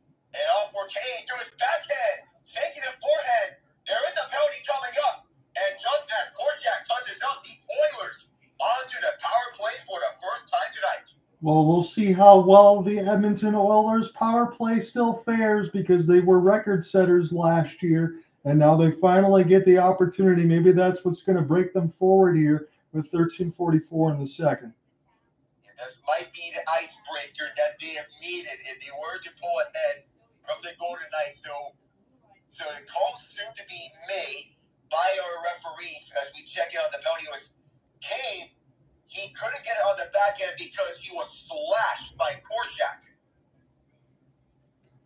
Looks like we're going to be going to break as well on this side. So there is a slash. I see it now. I know Alec Vision's about 15 seconds ahead of me. But when we come back, it's going to be the Oilers on the power play. We'll see what they can do with it. Yeah, that may have been the option that Korczak had if he was going up there. Because your options, if you want to go after someone on the puck carrier, and he's one of the more elusive ones, your options are to either, say, allow the goal or take a penalty. So this might be one of the only options that Korczak has, to take the penalty. Are you back for good here, Cooper? Yeah, thank you for bearing with me, guys. John, you know, I'm good for at least one technical difficulty per broadcast, but fortunately this time it wasn't technical difficulty, just had to, when the wife calls, you got to pick up. So that's where I disappeared to, and I hope you guys had an enjoyable time finishing off the break, and then we are back to business here. And my goodness, there's been a lot of action around Adin Hill, and I think he has been up to the task. He's looked really good so far. Yes, he has. Alec and I are in complete agreement here. Again, I know the sample size has been a little bit limited because of the injuries here, but Cooper, I think Adin Hill is honestly playing the way that he played in the Stanley Cup Finals. Is he not? He's looked really good. You took the thought right out of my brain, sir. That is what I'm seeing tonight as well. He looks mobile, he looks loose, relaxed, but confident, and seems to always be in the right position. And he's made a couple of really top-notch saves when his team has needed him. I mean, this could be 3-1 Oilers if it weren't for the man in the blue paint. If this was any other goaltender, you would think that the score would be even more for the Oilers to break the floodgates. Logan Thompson's played 31 games, Aiden Hill 17.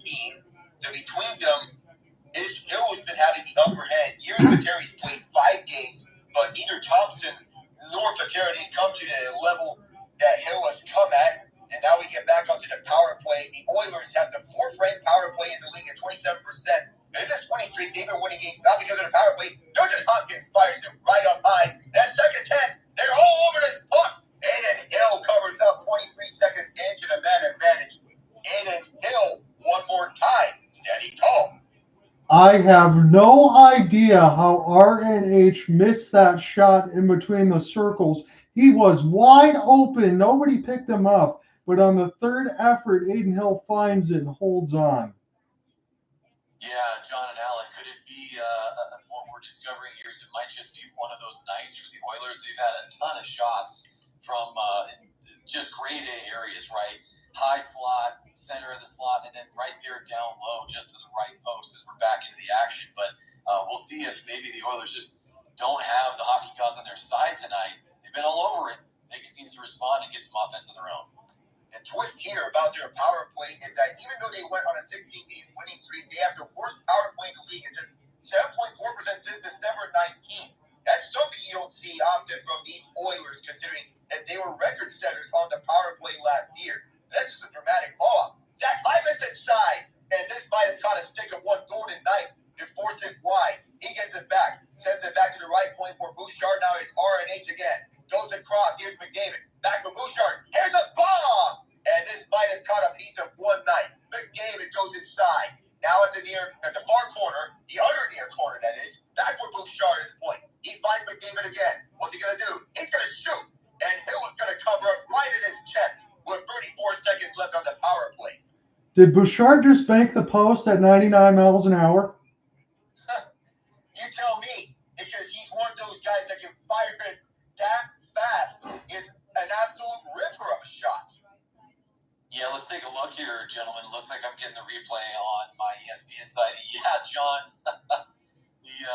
the laser focus is unchanged for you, my friend. Oh, man. You always have your eye on the prize. That was an absolute seed. Dialed for the net, and it rings iron. It beat the blocker side. Boy, Hill needs to kiss the post right there, and the Vegas Golden Knights are lucky to still be tied here. You know, if the NHL had a Rising Stars challenge, you'd include Bouchard in the hardest shot challenge of Yes. Rising Stars. Do we have a penalty here against Evander Kane with 27 seconds left on the Oilers power play? But Bouchard, he has an absolute rocket. 72 shots where he's recorded a speed of 90 miles an hour or more. Okay, I said this close to the halfway marker that I'm going to go ahead and give my prediction. I don't normally do this. I'm going to take Vegas to kill the streak and win 3-2 against the Oilers. That's a big prediction right there, John. But the way things have been falling here, just the way the chips are falling for these visiting Oilers, it doesn't seem like they have the hockey gods on their side. I know I keep saying it. I know the game's about much more than that. But what's interesting here is it looks, John, like we may get a 4-on-4 for at least, 27 seconds. Yeah. And then we're going to have a power play situation truncated for the night. So, gentlemen, go ahead and jump back into that play-by-play. But, man, the Oilers just can't buy a positive play right now. They just cannot. Martinez, that was pushed off on the 5-0 by Stuart Skinner. Evans is whacking at it nonstop. They get this out. Another Vegas player goes down. We're going to play on here. Ryman Krause's side. He is forced behind the net by one of the Vegas defenders. All of a sudden, I thought, is St. Theodore back? No, he's on the IR. He can't be playing while he's injured. So down low come the Oilers. They're on the penalty kill now, just as the power play is on. The penalty expires. Alec Martinez is on the ice. Marchessault comes out there. Connor Brown serving from behind, trying to deny the pass backwards, and then he's inside. Closed off nicely by Vegas to deny him a shot. That was Mark Stone who stayed with him. Pass is turned over. This goes to Marchessault. 3-on-2. Here they come with numbers. A pass to the left side. Denied there by Edmonton. But it's turned on over back again.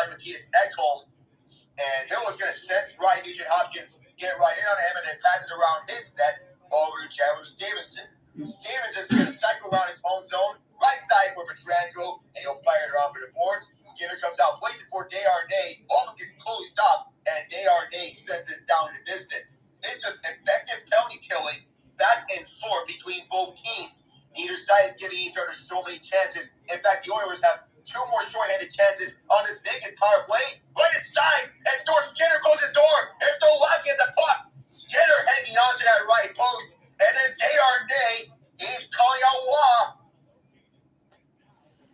Better be careful here. You want to make sure that Nick Waugh is able to stay on the ice. He's one of the most important power play guys, penalty killers, face off, everything else. You don't want to buy what Desharnais selling. Yeah, you can see the frustration starting to build here for the Edmonton Oilers. They have been so close to getting not just one goal, but multiple goals. Can't find one. And have been a little snake bit here. Then they get the penalty call, holding the stick a little earlier. We are now back to even strength with 10:08 to go in the second. So we're just about halfway through regulation, boys. 19 shots for Edmonton, 15 for Vegas, and just the 1 goal for the visitors, thanks to none other than Connor McDavid, shorty, and then Vegas ties it up on a beauty. And this is a good contest here, guys. We're going to get right back into the action with the face-off to the right of skin. Take it away, It's Al. one of those games where it feels as ugly to play, but entertaining to watch. McDavid fighting someone. How did Hill dive all the way across the right to left and stop that? Holy moly, everything is unfolding before our very eyes. Puck still inside the zone. They can't hang on for much longer. Now here's a 2-on-1. Here comes the Golden Knights. Nick Waugh is going to stop, waiting for options as the lane was closed up rather quickly for him to pass to. He's just going to pass it down to the far corner. McDavid can't take it away. Skinner plays it out. It goes to Draisaitl. Draisaitl being stick lifted, and this puck goes back to Barbashev. He's going to find Keegan Carter, firing, and a save on the trapper by Skinner. And this will lead us to our second TV timeout. We'll get the ice scrimmage going. I think Nick Waugh might have looked a little starstruck there in a 2-on-1. I would kind of like to see him force that pass to see if they could make something happen there, because there wasn't an action. But Adin Hill does his best leapfrog impression, finds a way to get the stick shaft on it. I don't know how he did that. Yeah, this is wild stuff here. It does look like the Draisaitl shot was going to go wide of the far post, but number 29, the star German forward for the Oilers, he looks to the roof, and man, they can't believe it, the Oilers can't, that their fortunes right now have not turned. They've been all over it, but Hill has been more than up to the task. The only question is going to be, guys, once we get back from this timeout, can the Vegas Golden Knights start building their own offense? And John, you just spoke to it. They had an opportunity on that 2-on-1. You want to see them go for that, not necessarily the risky play, but go ahead and just push the issue, right? You just want to put your foot on the gas a little bit harder and see if you can get an opportunity. If the pass gets broken up, maybe you're able to collect the rebound in the high slot, fire one off anyway. Yeah, because to me, I know it's an old reference there for Muhammad Ali, but it kind of feels like a rope-it-up situation, doesn't it, between these two? It does. Considering they've been all lights out and stopping at nearly everything, save for one shorty and then a rebound. You know it's going to be hard to face shorties when you're facing a 2-on-0 or rebound goals, but these goals have been mostly up to the challenge. He was still making some spectacular saves, including that leapfrog save. Yeah, there's been a ton of skill on display here, and you know what, guys, as we're about halfway through this thing, let me just ask you, you were able to tune in from the top of the broadcast, from Puck Drop. What have you seen from both of these teams? Because, listen, we got 2 Stanley Cup contenders here on the ice tonight. John, we know your prediction is that the Oilers are going to see their streak end at the hands of the Golden Knights this evening.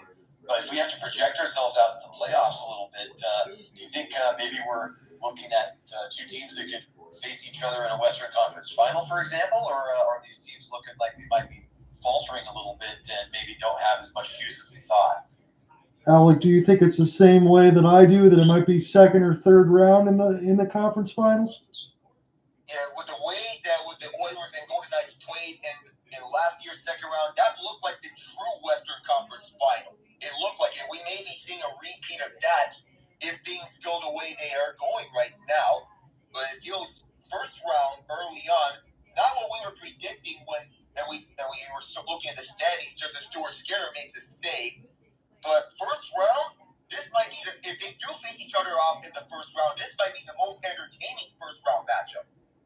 It seems like any time the Oilers play, whether it was the Kings, I mean, at least for the Kings, they just don't want to face the Oilers over the last couple of years. Oh, no, they don't. Yeah, the Kings with a new era, a new coach stepping in. I'm sure we'll have a chance to discuss that as well. Boy, the Kings, what an interesting season they're having. Looking to try to turn things around as McClellan says adios. I think that was a surprise. And that was the big shock, considering they were going hot on the road to begin things off, going undefeated in their first 11 games, not having a regulation loss until game number 13. Their overtime loss came in game number 12, and that was in their New York road trip. They had a stoppage, by the way, at 9:02, still even up 1-1, but LA still in a bit of a free fall. They're 3-5-2 in their last 10 games. So maybe some change was needed. Another puck goes out of play just 2 seconds afterwards. But you do remark, sometimes change can be good for teams. That's what they're hoping for. Yeah, I didn't have a good feeling, Alec, on that side when he had Drew Doughty come out there in the post game before the firing and said, guys are just looking for their points. And it leaves us as fans to speculate. Are you talking about Kevin Fiala? Are you talking about somebody else? Are you talking about the whole team? You got to squash that and move forward.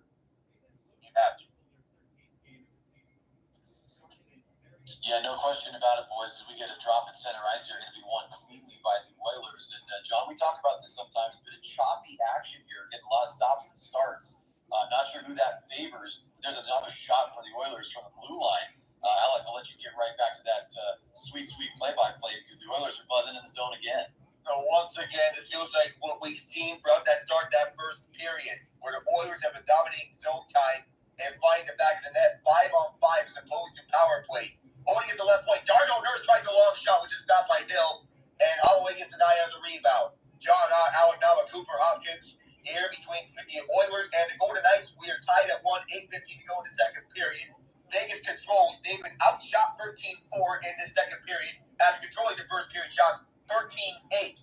Edmonton dominating on the shot attempts, being basically the better team on offense.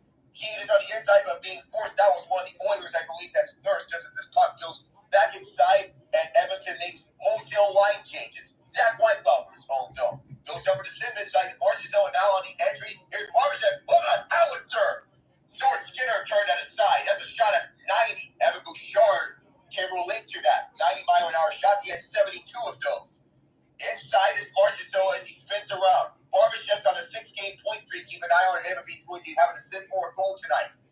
Barbashev will just let this go, and this shot is blocked in front. Brown is surrounded. Waugh picks it back up. Goes behind the net for Marchessault. As Barbashev in front, he is closed off by Desharnais. Now Waugh decided to shoved aside by Desharnais. Korczak keeps it in. Soft shot from the half wall near side. Easily gobbled up by Skinner. He'll force a face-off to his left. I know it's something small, but as I'm sitting and watching number 10 getting promoted in ice time with all the injuries, I know I mentioned Nick Waugh a couple times, but I think he's just a luxury to have. He kind of does a little bit of everything. He's been a good linchpin for Vegas in this game, too. Yeah, John, you make a great point. He's maybe not the flashiest name, but boy, is he really at the center of what his team does. And you made a good point when things were getting mixed up there a little bit. Teams were getting a little hot under the collar. You want to get him out of there because he's such a big part of what goes on with Vegas. And keep in mind, he's not your traditional fourth liner. At times in the years past, he was at the third line, the second line, because he's one of those better players offensively of a sense of physicality. There was a loose puck that's picked up by Draisaitl. He'll shoot this in. Foegele chasing out here. Draisaitl bangs this off the side of the net. Carlson picks up the rebound. Paul Cotter's all over him, or is that Ronbeard, rather? Fogel's getting hounded by Ronbeard, which allows Korczak to take some this puck. McNabb sends it forward. This goes to Amadio. Now Carlson. He'll backtrack and shoot this around the far board. Skinner comes out and plays it to Ekholm. Ekholm backstands this off the boards. The lines have the jump as McLeod and Matrandrel go down together here in the penalty box. So many bodies falling down like bowling pins, and the physicality being toned up. Not exactly to 10, but I'll give it about an 8 thus far. Amadio banks this off of Ekholm. Ekholm gets this out to the sim, then this goes to Draisaitl. Draisaitl's inside. Toe drag around. To his backhand. Can't get the shot away. Petrangelo shut him down. Nugent-Hopkins also in. Vegas looks to clear. Nurse falls down, gets back up. High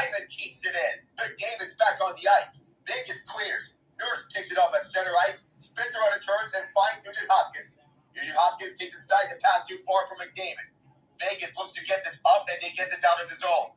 Paul Connor's inside. Denied entry by Darnell Nurse. Second time this has happened. Nurse, long stretch pass. Here's McDavid, 2-on-1. McDavid, running toe drag. Save, Hill. Hyman was wide open to the left side, and a long shot is blocked off by Martinez. At the far corner, the Oilers still have it. Hyman still whipped the puck. At the left circle, he spins around and turns away with Stevenson. Hyman in trouble. Shoved away, finds Nugent-Hopkins in time. Nugent-Hopkins finds the right point to CC. Now here's Nurse. Cross ice, this goes over to McDavid. CMD. Spin around for Stevenson. He's trying to go inside. McDavid with the pass. Can't get to anyone. Now blocked it up by Nurse. He gets it inside for Hyman. Hyman in trouble. Korczak was all over him. The puck is loose over to the right of Hill. Nugent-Hopkins keeps it alive. So much zone time he played here for the Oilers. Pass back for CC. He mishandled it. And everyone has to regroup with 4:55 to go. Stone chasing after it. The pass over to the middle for Nugent-Hopkins. He might have iced this. Or not. But Davis down low. Several bodies gliding right down behind the net. It's kept alive by Corey Perry, the former Anaheim Duck. He's behind the net. He might have got tripped up. There might not have been a penalty there. No arms in the air. There's no penalty. 4:33 to go. Vegas takes it aside. Barbashev. That one was sticked away by Holloway, and Vegas will regroup. Whiteclaw receives the feed.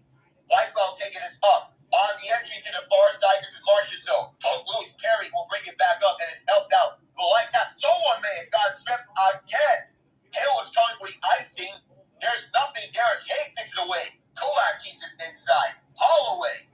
There's a whole lot of penalties that may not have been called, or maybe they're borderline, but they're just going to let them play. But Cloud's getting around Hay. But Cloud. He'll lead this over to Holloway. Holloway's inside. Puck is in the slot. Vegas takes it away. Barbashev now less than 4 minutes to go. Clock shows 3:50. Bouchard stays with Barbashev. The Barber is at the back of the net. Looks to serve a haircut for the rest of the crowd to see. Oilers get this out, and Brown is right by McNabb. Brown is inside, and McNabb's teammate helps him out. There was nobody right behind the net to help him out for Brown. But Petrangelo sends us up front, and it's a stick all the way to Edmonton zone. Ekholm is there first, but the Golden Knights come rushing after it. At the half wall near side, it is collected by Edmonton. He gets this back in the attacking zone. Kenbuck across, and Vegas pickpockets that lane. They're all over that. Ekholm thought about passing it over to Brown. The Golden Knights bring it back in, though. In the zone is Howden, the ex-Ranger. Howden gets possessed of the puck. Tries to find Colasar, but can't find him. Here's Bouchard behind Skinner's crease. Both teams making wholesale changes with less than 3 minutes to go. 2:55 to go. 1-1 is the tie. Amadio thought about stripping it from Bouchard and had second thoughts on it. 2:47. And it's still a 1-1 game. We have still yet to see who has the icebreaker. Evander, Kane goes inside. Pass across. Nobody was there. But cannot hold it was CC. This might be trouble. Darnell Nurse is the lone defender. Michael Mario backhanded off the left pad of Skinner. And the Oilers take a side relief. Leon Draisaitl back inside. Dispossessed, he stays with this puck though. Draisaitl backhand his cross point. Cody CC fires the blast. And Nathan Hill to stop. Rodnier picks it up. Near corner. 2:12 to go. Draisaitl chasing after Haig for the puck. Haig fires this down for the ice. And this might be icing, and it is. Our first whistle in a long, long time ago, but not in a galaxy far, far away. Go ahead, Cooper.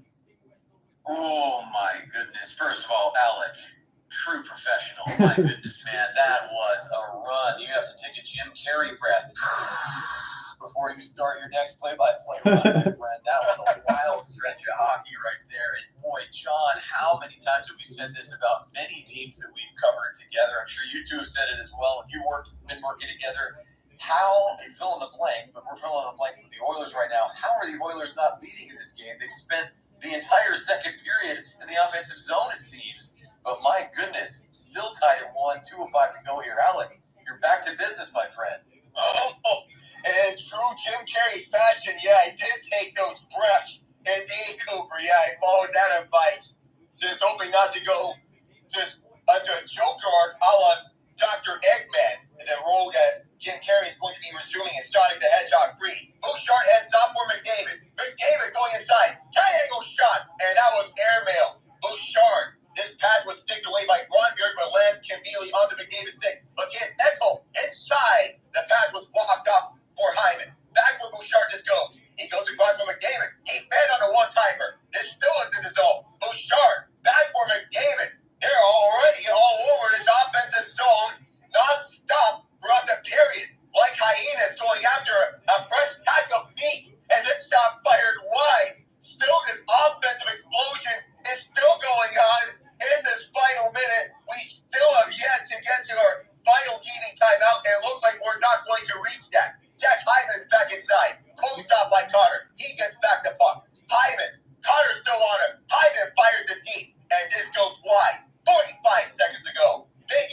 It's Cutter taking this across.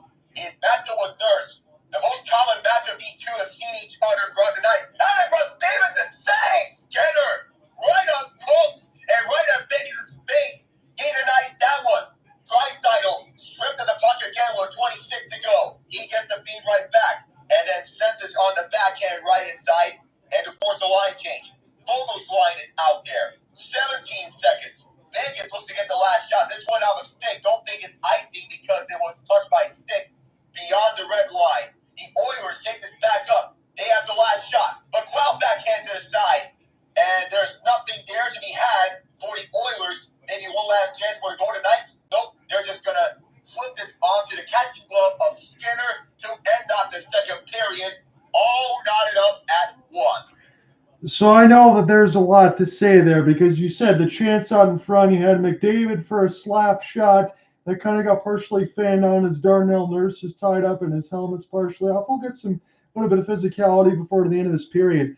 But I just got to ask you, gentlemen, on this side, if Bruce Cassidy says, okay, we're going to go ahead and bide our time and then take our energy in the third period and try to find our push, I think that they were playing with lit matches on that side because Edmonton, for stretches, and I'm not even exaggerating here, felt like they had it in the ozone for about 3.5 minutes at a time. Yeah, this is just a crazy situation here where anyone tuning into this broadcast needs to understand that basically it looked like the Edmonton Oilers were on a 5-minute major power play. And this was even strength throughout the end of the second period. Guys, I mean it. I know we've said it many times. How is this game tied? The only chance that I can even remember that the Vegas Golden Knights had in the second half of the second period was beautifully called by you there with about 60 seconds to go. Puck in the trapezoid behind Skinner, and really it was just a lucky bounce popped out in front. The Knights had a chance to chop at it on the doorstep, and it was turned away by the pad of Skinner. I mean, can we remember another scoring chance in the last 7-8 minutes of that second period for Vegas? I can't. No, it's been in the first period, Cooper. I would agree with you. You know, it's back into Nick Waugh goal where Vegas basically had their last great scoring chance that they had in this game because it's been all Edmonton in that second period. You'd figure they were on that 5-minute major power play, as you mentioned. Not a chance to work. And we speak of 5-minute major power plays. The part that's missing is that if there was some more goal scoring into it because it looked like that. And here's the one thing, you pointed out the statistical oddity, and it was put in the broadcast. So in the January marker during the win streak, that the Edmonton Oilers power play is about 7.5% on the road. And yet somehow they're finding a way to consistently win 1-goal games and play defense. I know Alec and I talked that a little bit in the first period, but Cooper, I know it's a blood rival for you, but this Edmonton team looks a lot different than they ever have over the last few years with McDavid and Draisaitl. Yeah, there is certainly something different here. And I mean, of course, that's easy to say for us now because of the streak that they're on. But when you're making the defending Stanley Cup champion look the way that they're making them look tonight, and it's basically been a 2-period run of that type of play for these Oilers, I mean, impressive doesn't cover it. Now, listen, that doesn't mean, John, that you were going to have an incorrect prediction. Because Vegas is not only just in this game, they are tied. It is anyone's ball game, to use another sport for the analogy. But man, oh man, the Golden Knights, as I've said before, somebody needs to say something to someone in the Golden Knights dressing room to get them going because they are not going to get the W if they come out and play a third period like anything that looked like the first or second. Go ahead. They're not. If they look like that, if they look like what they have to deliver in that second period for Vegas, they're going to lose this game because they've been allowing the majority of the opportunities. Eventually, you would figure that the Oilers are going to break through at some point because Vegas, they're getting gassed in their own end. They just cannot clear the puck out. They're just finding no chances. And I'll give full kudos to Paul Coffey in turning this defense around. They were last year, that was their biggest concern. Now they turn it into a strength. Go ahead, Cooper. John, I was just going to say, I know we often go to this sometimes. I'm going to ask you. I was going to defer to you, but now since I have the mic, I'm going to ask you, and Alec, I'll throw it your way as well. Okay, we've talked about Waugh, right? And we haven't had a chance to talk about too many other Vegas Golden Knights. We could talk about some of their blue liners because they've been scrambling around trying to get the puck off of their opponent's sticks. But Hill's really been the number one Golden Knight roster player we've been discussing tonight. Okay, let's flip it around. Let's say that the Knights, we'll play hypothetical here. Let's say that the Knights are able to turn the tide a little bit and they get some momentum in this third and they get some chances going. If John's prediction is to come true, let's say it is going to be a 3-2 game here, and I think it will be at least 2 for the Oilers. They've had just too many quality chances to be denied. I think they're getting at least one more. So someone's got to tie it for the Knights, and then we're going to need a winner. Have we seen anything from anyone tonight to indicate that we could make a prediction as to who wearing gold is going to be the hero? If you had to pick someone off of from these roster, who's it going to be, guys? Who's going to be the hero tonight and get this home win at the Fortress? I'll start. For Vegas, I'll start. If we're going with anyone for the Golden Knights, I may be looking easier said than done at the top players, but if there's anyone that can win it, I'll give it to Mark Stone. He's been their defensive ace among this forward core, still providing leadership as the captain, but can also chime in on the offense. He's been mostly protecting that defensive zone all night long, considering that Vegas, they've been getting buried by chance after chance from the Oilers, especially the high-quality ones. If you remember that leapfrog save by Adin Hill. So I'll go Stone for the Golden Knights. For the Oilers, I'm going to go with Evan Bouchard, one of the hardest shots in the league, and I feel he's going to get rewarded in his next contract if he keeps this pace up. And he is forming a nice tandem with Mattias Ekholm as the 1-2 punch. But offensively, he's transcended onto another level. Doesn't matter if it's the secondary assist, he's been setting things up with those blazing shots. How about you, John? I like your predictions, and that's why I'm going to do it in the reverse order, because I do think if it's a game winner, it's going to come from traffic in front and a blast from the point. Give me Alec Martinez for the Vegas Golden Knights, and I'm not going to try to flip the script too much for the Edmonton Oilers. I'm going to go with the goal scorer here. Give me U of M product Zach Hyman. Yeah, and you know what? I just want to give Alec tip of the cap here. You know what? Bouchard's got the shot. He's got the skill. And, you know, I think based on the way things have been going tonight for Edmonton, this isn't always a recipe for success. We've seen it with the Flames and other teams who rely a little too much on shots coming from the outside. But there might just need to be a seeing eye shot for Edmonton in order to find the back of the net again. And if that's going to be the case, Bouchard's going to be the one to do it with that howitzer. I like the way that you guys are going with the predictions on that side. I kind of think we're in agreement on that, and maybe on the opposite teams, considering the way that the puck has moved. And I can't disagree with either one of you on that side, because if the second period continues the way that it has been, it's going to be tough to try to go the other way against the Oilers in the third. This is where I'm going to ask a favor. Okay, I reached out with Cooper on this side a little bit ahead the next few days. I haven't had a chance to talk to Alec yet, but that's why we're working now. Alec might already be giving me a favor on Saturday when we do Duel in the D if he can host it between Michigan and Michigan State. So he might already be clear of this. But I got a couple big games on Tuesday, Thursday. I already know what my Monday assignment's going to be. It's going to be the Flames and the Rangers, because anytime they meet up together, that's always a good contest. But the Red Wings are going to be back in action. They're going to play against the Oilers and the Canucks on Tuesday and Thursday. I don't want to do that game by myself, either one on Tuesday and Thursday. Is there a possibility either one of you guys can join for the late games? Hey, I may be down. Maybe, John, just maybe. Do we get a triple header with meaning that we get the old classic combo of John, Alec, and Coop? I think there's a chance, my friend, that we could all jump on. I will say, just kind of looking ahead, Thursday is probably a little more likely for me. That doesn't mean that Tuesday is a no. It could be a situation situation like this one, where if you two are working together, I might be able to jump in part way if you'll have me. But no matter what, this slate of games coming out of the All-Star break is really, really high quality. These matchups are fantastic, and they're not ones that I want to miss. I like that you've got penciled in the blue shirts. They're always an exciting call. And I mean, these Oilers, how could you not? Can't turn away from that. But the Red Wings, let's not bury them, Johnny. You've been so sweet tonight. You're just a kind-hearted young man who has a love for his hometown team, and you haven't stepped on our toes yet. You always let me take the lead with the Flames, and I certainly run with it. Why don't you step into your power, my friend?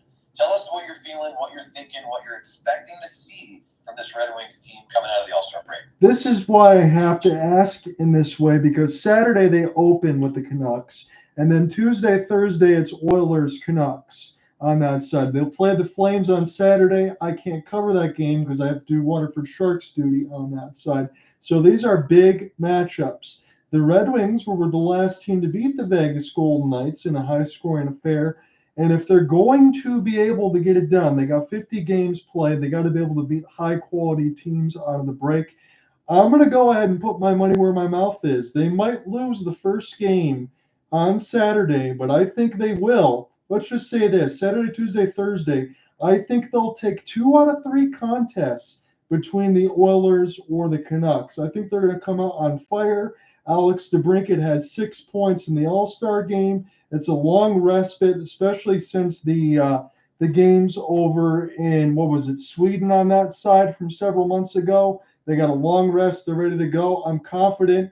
I just want to make sure that Alex Lyon can continue to get it done, because if he can't, all bets are off. I feel that this is the 3 games to watch if you're a Red Wings fan.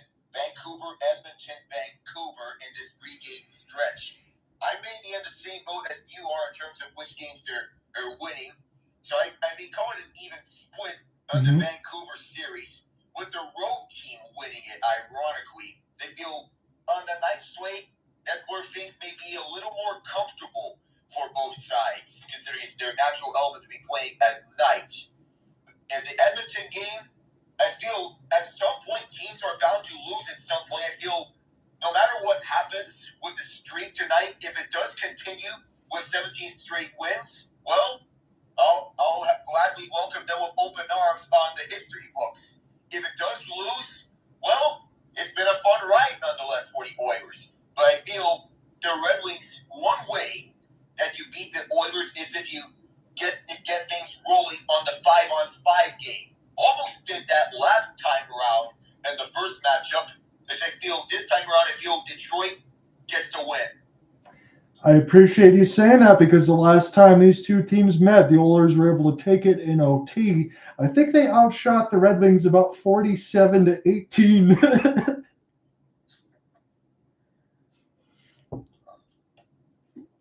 So what do you think, Cooper, on that side? Or am I crazy? Do you think that they can get 2 out of 3 against the high-quality competition? So here's my first thought, is that, John, you are a reasonable man, sure. And you are expecting to experience what every sports fan and broadcaster does, which is with the follows a team, which is, listen, there are going to be some highs and some lows. You're expecting that low to come first. Yes. I'm telling you, my friend, I'm going to go crazy right here. Maybe I'm feeling, maybe my ego is inflated, because I always refer to my prediction that the Vancouver Canucks were going to take the next step this season, and they certainly have, so I feel like a genius. But I'm going to tell you, pal, that I think that your Red Wings are going to go 3 wins, no losses, no ties, no overtime losses. I'm loving the Red Wings coming out of the break, and I'm expecting big things from them, my friend. So maybe I'm the one setting myself up for a fall, some disappointment, and maybe I'll be embarrassed, and you can laugh at me because you can point to the fact that you are far more knowledgeable and a better fan of the team than I am, because you understand them more. But I'm going out on a limb. I'm saying 3 wins coming out of the All-Star break. Hey, I would give both of you gentlemen a handshake. I appreciate you boys for giving me an honest opinion and also pumping me up, because I know how important next week is going to be, Because, look, you get to a point you got 50 games played in the season. That means you got 32 left. And it's a difficult schedule down the stretch. You're going to have more games against Tampa. Thank God they're done with the Boston Bruins. All that's done by New Year's Eve on that side. But there's going to be a lot of tough games. It's going to be an important 6-point stretch. And if the Red Wings can find a way to get at least 4 of them, they're going to put themselves back in the driver's seat, because tomorrow is going to be another game between Dallas and the Maple Leafs. The Maple Leafs lose again, like they did to the Islanders when they lost all 3. Those are important games in the standings, because let's be honest, if I look at the standings now, and I'll shut up a bit in a second because I know the third period is going to start, but if we have the Red Wings here at 50 games and the Maple Leafs at 48, and you have the Boston Bruins or the Florida Panthers or the Carolina Hurricanes, I want to try to avoid Boston, Florida, or Carolina or New York in that first round and see if they can move up at least a spot. That's what I go if I'm Detroit. See if Toronto can move up to get a more favorable matchup for the Red Wings to take advantage of. Because Boston, that's a tough team. Florida, another tough team. Carolina's fighting their stride. New York, even though they've been slowing down just a bit to start off the new year, they're still a tough team. Even with Filipino being out for the year, being their third-line center in a big way. If I'm Detroit, I'd be looking for a matchup with either Tampa or Toronto, in my opinion. I think that they can beat the Lightning. I know the Lightning have been one of those teams that have been hot of late. There's one of those teams that have broken my heart many times. Cooper had mentioned it a long time ago with the Calgary Flames on that side. I think Tampa is a team in particular, even for you, Alec. I don't think either one of them are all very fond of as far as a personal side. As a broadcasting side, we all love calling their games and we love the NHL product, but Tampa has been the thorn in the sides of many. Especially at home. Yeah, no question about it. But we will have to see. That's an interesting point that you both make. I mean, this Tampa Bay Lightning squad, they have caused so many problems for so many other really, really good teams, obviously, particularly in the East, but of course not that long ago for teams in the West as well, as the Lightning took home multiple Stanley Cups. But I have them on my radar, and I think a lot of folks do as well who pay attention to the National Hockey League. As we just discussed, we have teams all across the land that are starting to make shifts, and it can't be positive every year for every team. Just as on one coast, the Vancouver Canucks start to have a rise that they've been building towards. Is this the time? Is this the season where the Lightning start to slide a little further away, or does that proverbial window start to close a little more when we think about winning Stanley Cups? I'm not sure yet. All I'm admitting is that I'm just keeping my eye on things because we know the Lightning can, I'm going to say it, the Lightning can strike and make a big impact at any time. It's just been a little fewer and further between, but they definitely still have that potential. So I don't want to speak for Alec, and I don't want to take away from his play-by-play time, but I'm certainly willing to surrender my first half of the play-by-play side in this game, Cooper, if you want to join in, because I'm trying to get an assignment tomorrow to make up for no work last week before we get back in the official schedule. So if you do want to warm up the pipes and call a bit of the third, you can definitely do so. Well, I appreciate the offer, and you know what? I normally take it. I don't mean to decline it. I'm multitasking a little bit tonight. Okay. I've just got some work stuff kind of on my side. I'm still on the broadcast. I'd love to still chime in and give the color when necessary, but I'll let you two drive the bus if that's okay tonight. That's fine. So I'll definitely lead off here in the third, and then Alec, you can close it. If we get to OT, we can figure that out. I might have you ride it all the way out because it's a record-breaking night. I'm glad that we were all able to get back on this. We got about 25 seconds to the puck drop, and his Alec vision is about 15 seconds ahead of mine, so he's going to have to bear with me as he waits for the side of the call. But, gentlemen, I've given my thoughts and predictions here as far as Vegas taking a 3-2. I know we're all kind of undecided here, and we're waiting for the theater, but Alec, again, we have to remind our viewers at home and on the YouTube side, if the puck possession continues the way that it did for Edmonton in the second period, I don't think that's going to hold well for Vegas. Yeah, they've been touted. We've been saying this so many times, especially that second period, throughout and all about. They just cannot get any quality scoring scoring chances. That has to change for Bruce Cassidy's team. They were normally a second period team all of last season, but last season is history now, and they won a Stanley Cup. But now they have to be thinking, take advantage of the third period. But also, second period, they need to emphasize this further down. So I will say this, I don't normally mention this on the YouTube side because you don't always get that many viewers, but considering the record night, I've had a few of them in here, and out of 18 votes, I asked, do you think the Oilers will beat the Golden Knights and get an NHL record tie with 17 straight wins? 78% of you say yes. So we're underway now in the third period as RNH will send this back around and VGK will find a way to intercept in the mustard goal. They're going to try to go right to left, left to right, and the road whites for the Edmonton Oilers as they'll take a long flip, put this around the end board. Zayden Hill, he has been underneath some of the action here, and he's already made some extravagant saves. As I said with Cooper, a lot of them have been the diving varieties, the Stanley Cup varieties on that side. Just happy to have him back and healthy. And it's not like Logan Thompson can't do the job. Again, he was on the All-Star team last year, but Aiden Hill has just been Mr. Everything right now for the Golden Knights. As McNabb will go ahead and send this one in. Stuart Skinner will stop it. 19:05 left to go in the third. The shots on goal are tied at 21, and so is the score at 1 apiece. As the pass, pick off, and this is a good save as Evander Kane gets absolutely stonewalled. And this will go back to CC.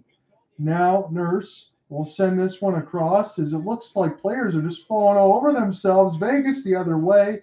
Trying to step through was Cotter. And now Marchessault behind the cage. Stevenson scores! One-timer, and it's in the back of the net. That is a true Vegas show that the Golden Knights, they're looking to break out.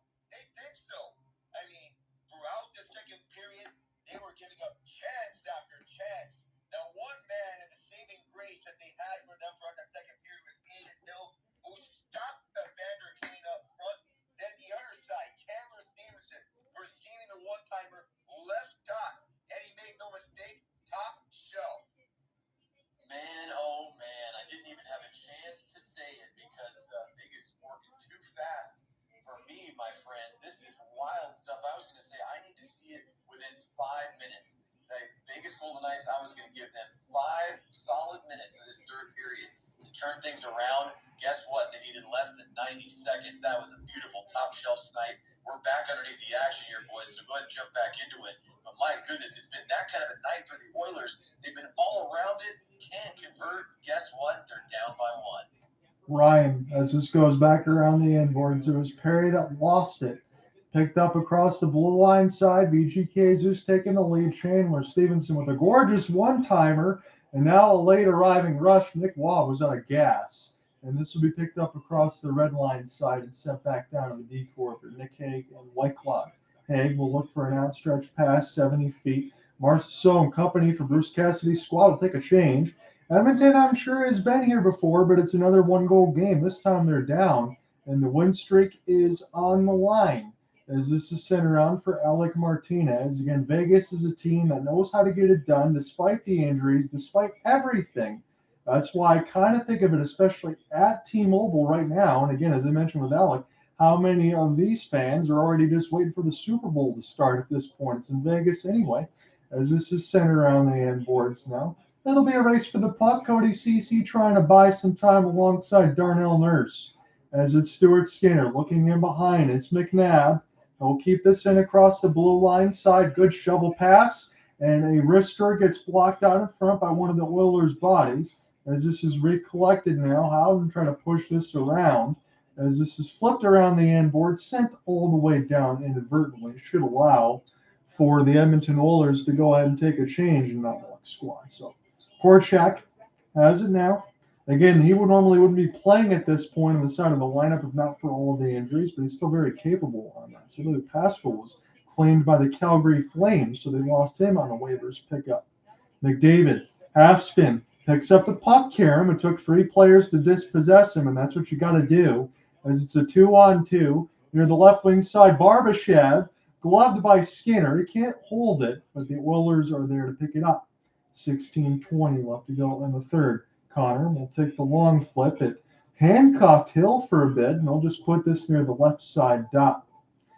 And now the Oilers can't touch this puck because of the offside, so Alec Martinez will get the pass back. He's got it now. He'll take a little bit of an extended breath, pick it up off his backhand, and VGK looks to start again right to left.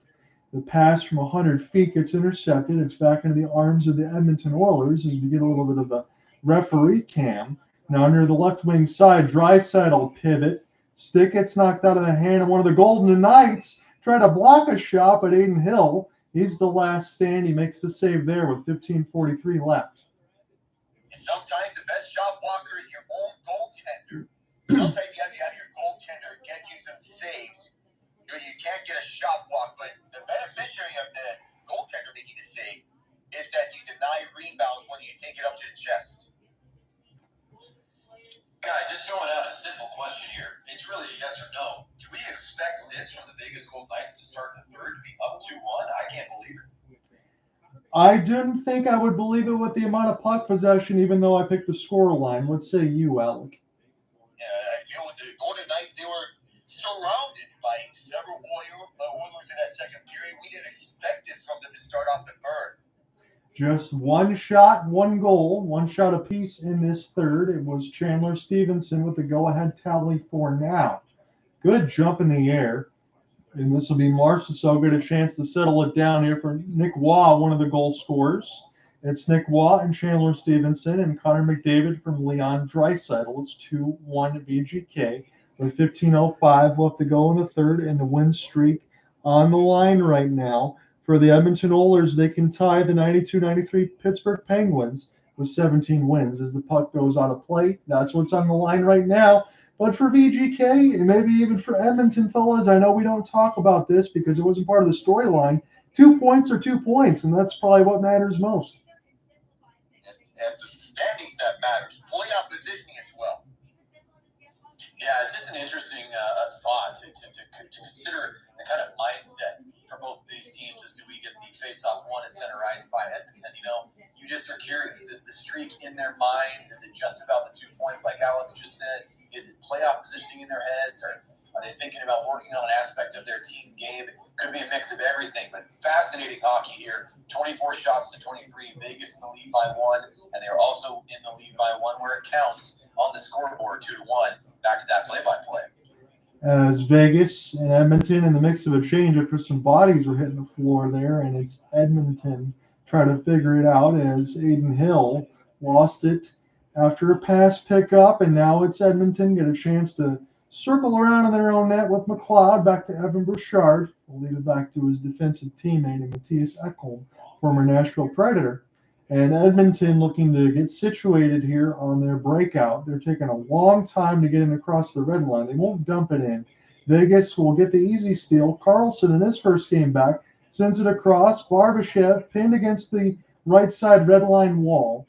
And now Edmonton, as Hyman gets absolutely cross-checked, you get a chance to pick it back up now. Zach Hyman finds his way into the left wing side off the drop pass for RNH. Good steal for Nick Hague, trying to get around a couple of grabs. And now Vegas will go ahead with Bruce Cassidy's squad and take their change.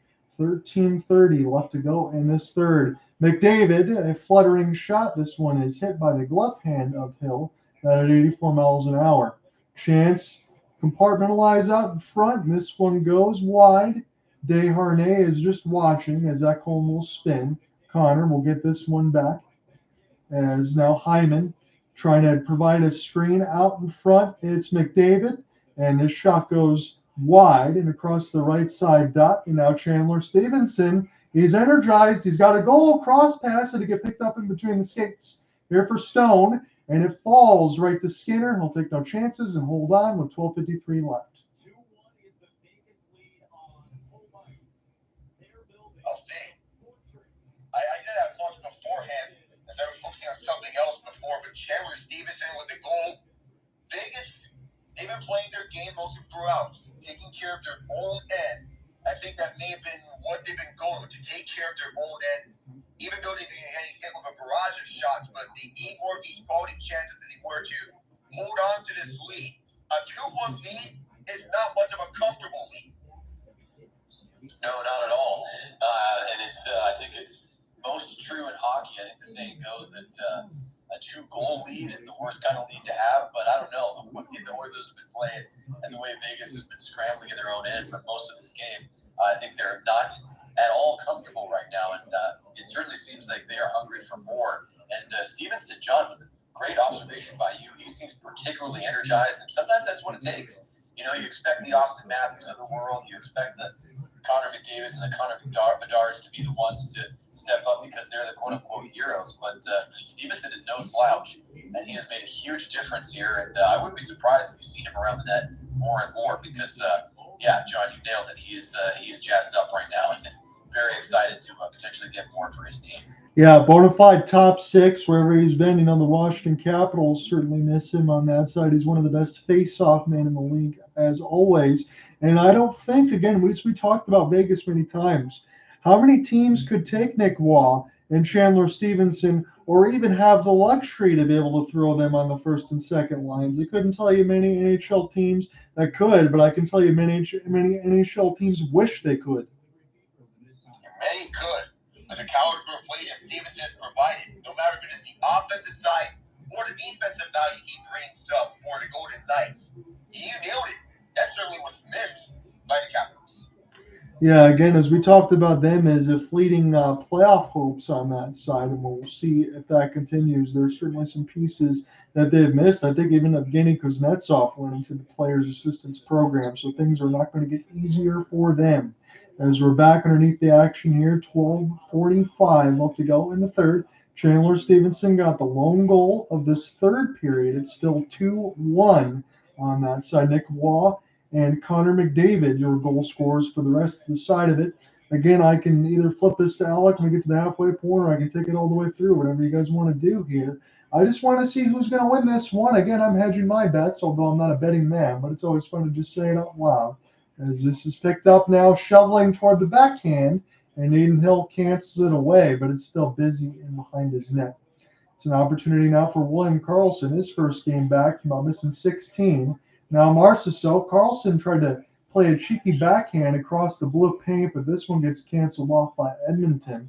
And now when is the Edmonton push going to happen? Because the second period was all them in puck possession, but I do believe that Vegas has done a good job in this third of answering and at least keeping that pace of play, because it kind of felt like they were taking body blows and was almost a standing 8 count at a half point.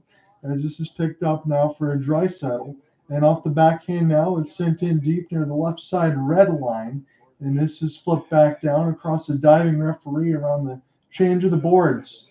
And now Cotter, he can't touch this puck, so we'll go back. Vegas will go ahead and take their change nonetheless. You see Michael Amadio doing so as this is slap shotted across the red line. Aiden Hill will settle it down. McNabb now will play crisscross off the wall. Vegas might get to this. There's a little bit of a hold and near the left side red line as the Oilers now will try to find it. Vegas holds it in. Shot goes harmless away from Paul Cotter, and now the Oilers will settle it down for Knoblauch squad into the neutral zone. As Hyman tries to dipsy doodle between his legs, that was McDavid that picked it up from Hyman's pass, and now Vegas gets an opportunity to clear this one in, and we'll see who will take hold of it right now. Evan Bouchard trying to go ahead and win this puck battle. He'll do so. 26-24 on the shot board as this is recollected off the backhand, and driving the way around the net are the Oilers. McLeod sets up a 1-T, and how did that puck miss there for Corey Perry? He had skeet shooting there, but he missed it all. 10:20 left to go in this third as this is picked up now by Edmonton. Cody Ceci. He'll take a slap shot. He misses it all. A little hand grenade goes all the way back to the net. Alec, do you want to jump in right now? Oh, I'll take you from here on out. Oh, that was basically deja vu, John, from how they fired their shots. Up high, wide, and then those were basically gimme goals on one time. They hit the top corner, but they hand picked. Cody Ceci walking the point. Now over to the left side. Here's a shot. That might have hit Dylan Holloway, and Vegas just gets it out.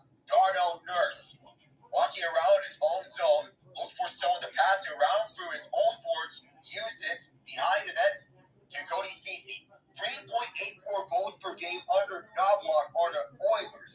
That's a torn-out streak that they've been rolling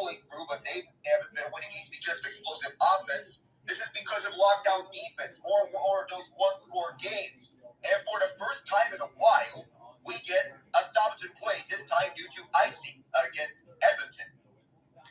9:19 left to go in this third. Shots on goal are 26-24. Advantage for Edmonton, but Vegas still leads on the scoreboard as we're more than halfway done of this third. The question for both of you boys is that are we starting to see what John was referencing several minutes ago? Are we starting to see the leading edge of this quote-unquote push for the Oilers? They had a couple of clappers and went well wide of Aiden Hill and then caromed off of the glass and sent back to their own zone. But a nice setup there. And you're right, Alec. I would have thought that maybe Harry especially would have done a little better with his opportunity. But let's keep an eye on the shot volume for the Oilers here. Are we seeing their push? We're about to find out. Yeah, we'll see, because they had two good one-timers. They smoked both of them above the top corner. Now the Oilers get a tip from in front. Hill realizes this and goes back to his crease. McDavid protecting this puck. Jostled off him by William Karlsson. First game back in 12 matches. This goes to Vinny DeArnay on the clear. Now bringing this back is RNA. Ryan Nugent-Hopkins at the right circle. Shot blocked by McNabb. At the right circle as Vegas takes it up from the far half wall. Now it's Kane who brings this back over to DeArnay. Both teams make wholesale changes. RNA still out there on the ice. Still working himself up. And DeArnay sees his puck go above his head as they go on ice clear one more time.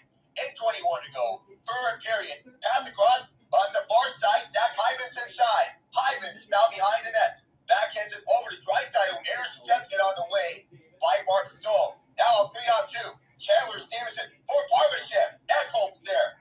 He takes up this puck and hands off for Draisaitl.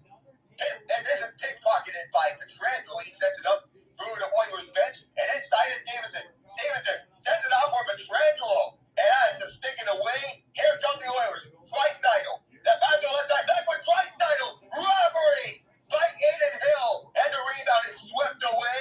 Driven all the way down to Edmonton's ice. The Aiden Hill show continues as Ekholm lost his balance. Draisaitl will protect and hand off for Derek Ryan. Fourth line getting out there for the Oilers as he controls in the right circle at the Vegas end. Will pass back for Cece. Fires to Ryan intentionally. Back it up. On the back end. Hill sprawling save. He's batting that green to perfection tonight. 28 shots from Edmonton. 27 saves from the King of the Hill.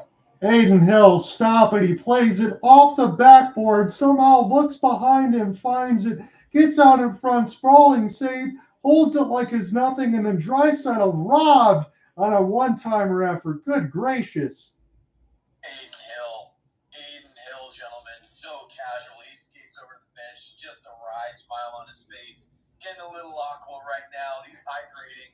He's got the lettuce slick back. He is looking absolutely, dare I say it, golden tonight. And it was 100% deserved that the fans at the Fortress jumped to their feet after that last sequence. He is the reason that his team is in the lead right now. So impressive from the netminder for Vegas. Just something, yes. And just something small for me, Alec. I didn't mean to jump on you. I apologize. I think that there might be something wrong with the ice surface, gentlemen. I haven't seen so many Edmonton Oilers, at least more so than Vegas, fall all over themselves in this third period. They feel like they're fighting it a little bit. Kinda. We may be noticing this because Ekholm slipped up for a moment. He lost his balance. Maybe they need to do some repairs to the ice right after this game. Some maintenance to the T-Mobile Arena ice. Yeah, this is a true question for both of you guys. Are we getting an additional media timeout right now because we missed it due to run of play in the second period? I think that maybe we're getting a coincidence here where we have the media timeout that's going to give the crew an opportunity to work on the ice surface. I mean, listen, we know that snow collects around the players' benches and the doors to the bench on both sides, but I saw more snow than I've seen in a long time. Maybe the Zambonis missed a couple of spots there. I mean, look, we're all human. Who knows if the driver may have been distracted by all those Edmonton Oilers replays. But if he's working for the Knights, he's got to be happy right now because his team is up 2-1. And, yeah, I think you're right, boys. The crew is getting off the ice, and it looks like they did some cleanup. Yeah, something of note. Glad you pointed it out there, Cooper. Yeah, you had the 15-minute run of play, Alec, where you didn't get any stoppages, and you did mention about the TV timeout, so that's what we are getting now. And again, we'll see who that's going to favor here, but I don't think anything's going to take Aiden Hill out of his locked state of mind unless they get some traffic in front. And no, he's been locked in all night long, continue to do so, especially against Draisaitl and McDavid. And Knoblauch has decided to put them together in a lineup. Ricky Stevenson, he's slowed down. The fans want a penalty. And they're not getting one. On the other way is McDavid coming out Hyman on a 2-on-2. Late man is Mattias Ekholm doesn't have the puck. He is helped out, though. Bouchard, watch out with a one-timer. Good block from Brett Howden. It stays in play as Draisaitl sends it down low for Hyman. McDavid is with him behind the net. Hyman comes out to the right circle. Spins it back for Bouchard. Now cross point. Where's Draisaitl? Back for Bouchard. Double team. Nice poke by the Golden Knights to get that out, and they change defensive units. Draisaitl was going to send this up for Hyman. Now McDavid bringing this back. They've been out there for a long time. Perhaps someone got gassed up. Hyman, good key, but there was nobody there to pass to. And now Vegas will get this up. That was not a stick. That was Marchessault's stick. And Skinner plays it around for Ekholm. Ekholm blocks by Marchessault. He airs this out, and taking this in is Dylan Holloway. Holloway now behind the net. Presented that speed, this young forward. He was called up from Bakersfield just recently. I don't know, I haven't done my research before this, but I'll say this. He has some speed with him. That's what we know. He has to get that point total up. Ryan McLeod of the third line. Pass too far for Holloway. Is now McNabb going tic-tac-toe with Korczak. Kane and Korczak in this lineup because of the injuries to Shane Theodore and Ben Hudson. And Brandon Fashal being placed on waivers, getting quitted by the Calgary Flames. He's on their lineup right now. Pass intercepted by William Karlsson, the other 71. Ryan McLeod was the intended man on the pass. Perry will pick this back up for the Oilers. And a soft pass above the stick of Ron Bjorkes. McLeod takes it back up. McLeod gets it up. There's a soft shot. Easy save. Broken stick onto the ice. And Bill was wondering if there's going to be something there. As Kane is also wondering with referee Kelly Sutherland. And I think we're going to go to TV timeout. I think so too, Alec, on that side. Look, I'll just say this as honest as I can. Zebras have a tough job, but it looks like from the second period on, as I mentioned a little bit from the Avalanche and the Rangers when I asked Alec, how many penalties are going to be called? I think the whistles are being swallowed right now. I think the three of us could do the job on the ice. You don't have to call a darn thing. Yeah, one of the most memorable moments from the referee that I can think of in this contest is a penalty that I don't think many of the fans even saw. It was coming off of a face-off in the Edmonton Oilers offensive zone. There was a holding of the stick, and that was called. And, of course, we did have a 4-on-4 situation. There has been man advantage tonight, but I think there have been at least 3 or 4 pretty clear instances of, as John was saying, I think we had some wrestling moves on display. That's what we were seeing in the early periods, and it looks like there may have been some moments missed here. However, with teams of this quality, as a fan, as a relatively neutral fan, despite the Battle of Alberta rivalry between the Flames and the Oilers, as a pretty neutral fan here, I like the fact that the referees are trying to leave a game flow, but, you know, they've got to do their jobs. You can't have the whistle in your pocket. I think there have been a couple of missed chances for power plays. I think that's very well said. I think that's something we'll probably all agree with because you want to see the game flow and you want to see whatever happens with this streak not being handled in the referee's hands. So I can understand that point. I would just think going forward, as soon as the streak is done, we'll go back to normalcy here. You would think. Because, you know, winning streaks are bound to end soon. It's a guarantee in sports. When you have a winning run like this one, at one point the inevitability is going to come. The Golden Knights, they've been holding their own in their zone. And got to give props to them for showing up that fight. Yeah, with all the injuries and everything else that we talked about, you gentlemen will know about that. I'm not going to say that Vegas could definitely just pack this one in, but honestly, if you ask me what was more meaningful, I think it's more meaningful for Vegas to get these 2 points.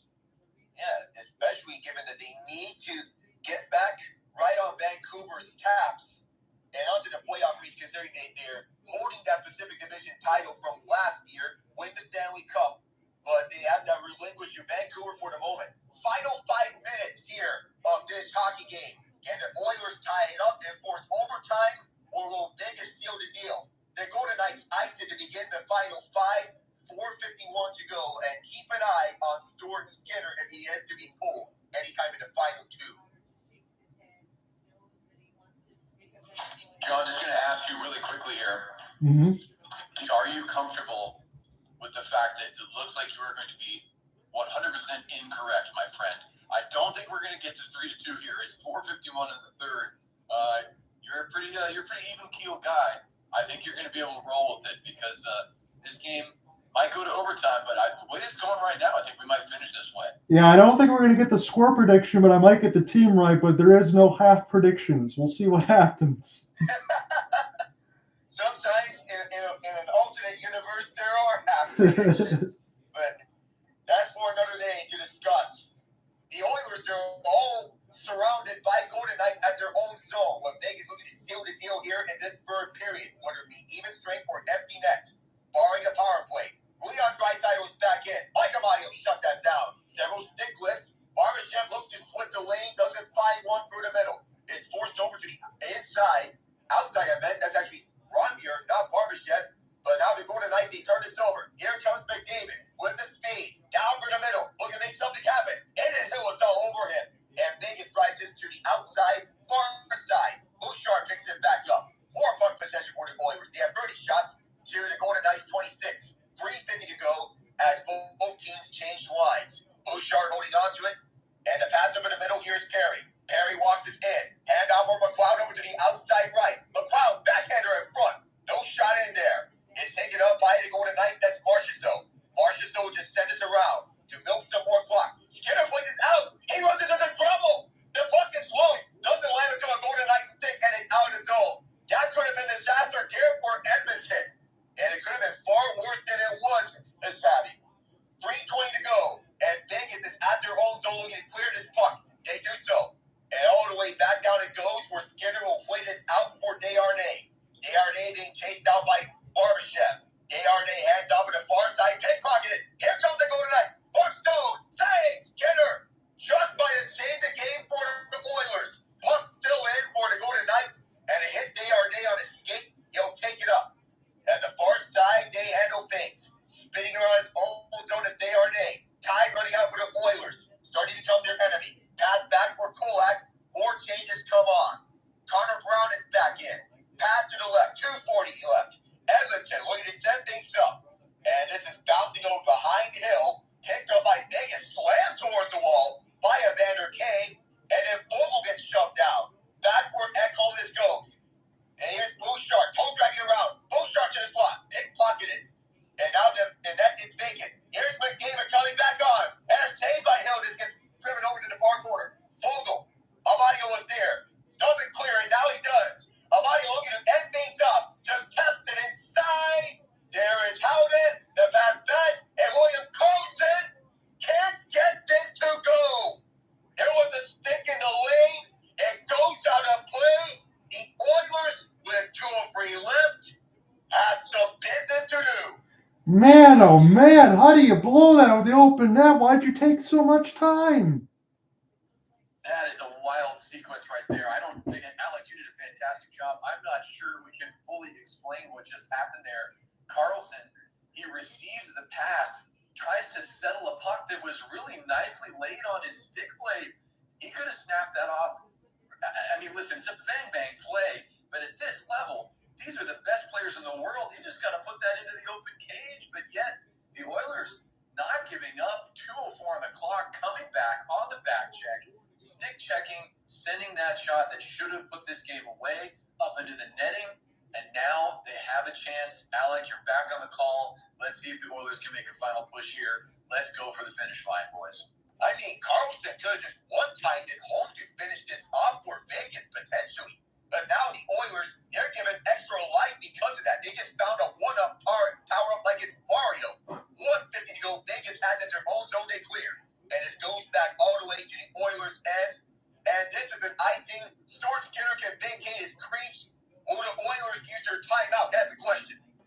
And again, let's just make the mention of it because I forgot to mention the name because I was trying to see the replay in real time. Warren Foegele so far has saved the game for Edmonton and kept them alive, as indeed we will get the timeout. Yeah, I think, of course. No, sorry, Alec, go ahead. Didn't mean to jump on you. They're actually not going to get the timeout. What do you think, Cooper? Oh, I'm just going to say that this is a huge moment. Let's see what this faceoff can do for the Oilers. They need to get the ozone draw win right here. And they can't. This goes all the way back to the Oilers end. No icing as Nugent-Hopkins gets back out behind the vacated Kris. Bouchard will take it up. Cross-ice this goes. 1:30 to go. For the Oilers, looking to tie the record set by the 1993 Penguins. Bouchard can't keep this in. Borman's racing after the puck. Bouchard keeps it away from him. Saves the game for the Oilers yet again. 118.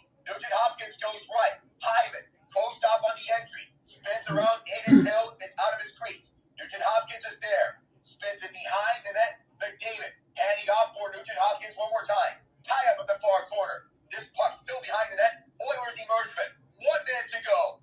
Leon Draisaitl holding the point. This shot's blocked by Stone. Oilers keep this inside the zone for the moment, and the Golden Knights get this down. And outside the zone, I believe, out of play with 51.5 as Chandler Stevenson just gets it out as he was knocked out. Well, this is the obvious statement as Chandler Stevenson gets a ton of snow, but you can see what Edmonton was trying to do there. They haven't been able to really beat Aiden Hill all day, but with the extra man, they just funneled like 3 extra players in front of the net, hope it hits somebody and beats Aiden Hill. Yeah, sometimes that's what you got to do, especially at desperation times. And that's certainly where we are right now if you're wearing blue, orange, and white. So I think we are going to get the timeout here. So maybe he throws off the mask, takes a couple of deep breaths. He's been doing a ton of fantastic work. It's not if, but which star of the game he will get. And you know what would be fun, gentlemen, as we see a shot at Glenn Gulletson, former Calgary Flames head man there on the Oilers bench, drawing up some plays for Kane and company. It might be kind of fun to go through our 3 stars of the game when this thing is all said and done. I'm down to do that. I'd get Hill on one of those 3 as well. Perhaps if things hold up, I would put him on my first star because of how stellar he's played. I definitely think that's something to say. Again, I'll reserve judgment for the end of this 51.5. You're going to have a good one in front of you, Alec. And again, as every time we meet up on these broadcasts together, we seem to get instant classics. This is great. Definitely.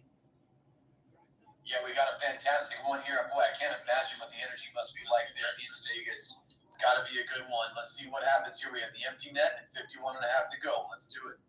So 45 left. Edmonton can't get a shot on goal, but still having like Draisaitl. He turns it over on this pass. That was intended down low. Stevenson slowed down, gets it up for Carlson. Does he end it here? He does. 32.8 to go, and Vegas might as well have snapped the win streak of the Oilers. Wild Bill gets the goal. I did say William Karlsson. I'm not going to get the score line, but I did get the second goal there on that side. It looks like VGK is going to take this one home, boys. And for Bruce Cassidy's squad, just how big that's got to be. And also just deliver a little extra uppercut to the Edmonton Oilers.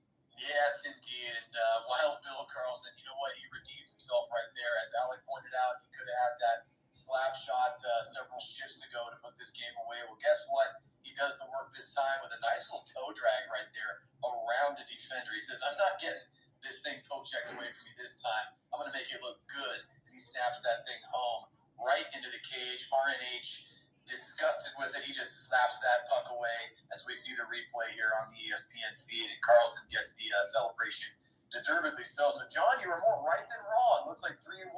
Maybe our finish, but who knows? They might pull Skinner again. We could see another goal here for Vegas. Take it away, Alec. And maybe, just maybe, hasn't happened yet, but the Oilers are in need of a miracle. Aiden Hill stops out with the trapper. And all the Golden Knights fans, they're in approval. Maybe some chance of maybe from these fans, perhaps. They've had a lot to love from that whole entire Stanley Cup run. I mean, again, we talked about it even in the off season during all the other stuff. Just a magical run that it's been for Adin Hill. I know what the naysayers are going to say. Well, he's got a great defense in front of him. Well, he's got a great team. Yes, he does, but he's done the job. In center and is shown on full display once again to go down to her final seconds. One last shot went right by to the right of the net. The streak is over. The Vegas Golden Knights end the Oilers' 16-game win streak and put on a show in front of the Elvis impersonators. That is a heck of a game right there. As you're exactly right, Alec. Elvis is in the building, and you know what? Let's not forget, this was the underdog tonight at home, which I guess I can understand when you're facing a team that has Connor McDavid and that has won 16 games consecutively. But you know what? The defending Stanley Cup champs, after getting punched, gut punches, John, you said the standing 8 count. We had all sorts of boxing metaphors, and they were deserved. But you know what? Can you win it in the third period? You absolutely can, and that's the kind of performance that Vegas needed. They came out of that dressing room in the third. Stevenson makes it 2-1, turns the game on its head after Edmonton had dominated, and he's putting his stick up to the crowd. He's getting some adulation right now, and well, he should. What a performance! Not throughout the game, but you know what? Good teams turn it on when they have to, when their backs are against the wall, or, John, as you might say, when you're up against the ropes, and it's a 3-1 final for the home team wearing gold tonight. You guys may or may not agree with this, but I can comfortably give you my 3 stars now, and I'll do so in order of importance. I'm going to go Adin Hill, Chandler Stevenson, and Nick Waugh. I understand there's no Edmonton Oiler in there, but that's the way I'm going with, because Vegas was up against it in that second period. They found a way to respond and get it done, but make no mistake about it. If it wasn't for Adin Hill, they wouldn't have even been in that position. They would not, considering the spectacular play that he has shown, especially the second period. Edmonton was the more dominant offensive team, but Vegas, they got all 7s on the slot machine. Yep. The lucky number, especially the way they controlled the third period on defense. First star as they get them out. Chandler Stevenson is the first star, but the all 7s headed over to the crowd. If I would have actually got all the stars correct, then I would have met you gentlemen in Vegas for the Super Bowl. I know I'm not going to get all of that. You got pretty close. I would say, you know what, John, I'm fortunate enough I would have been able to drive over, even had to jump on a plane, but that would have sounded good to me. I would have just followed your lead, my friend. I would have let you make my bets for me.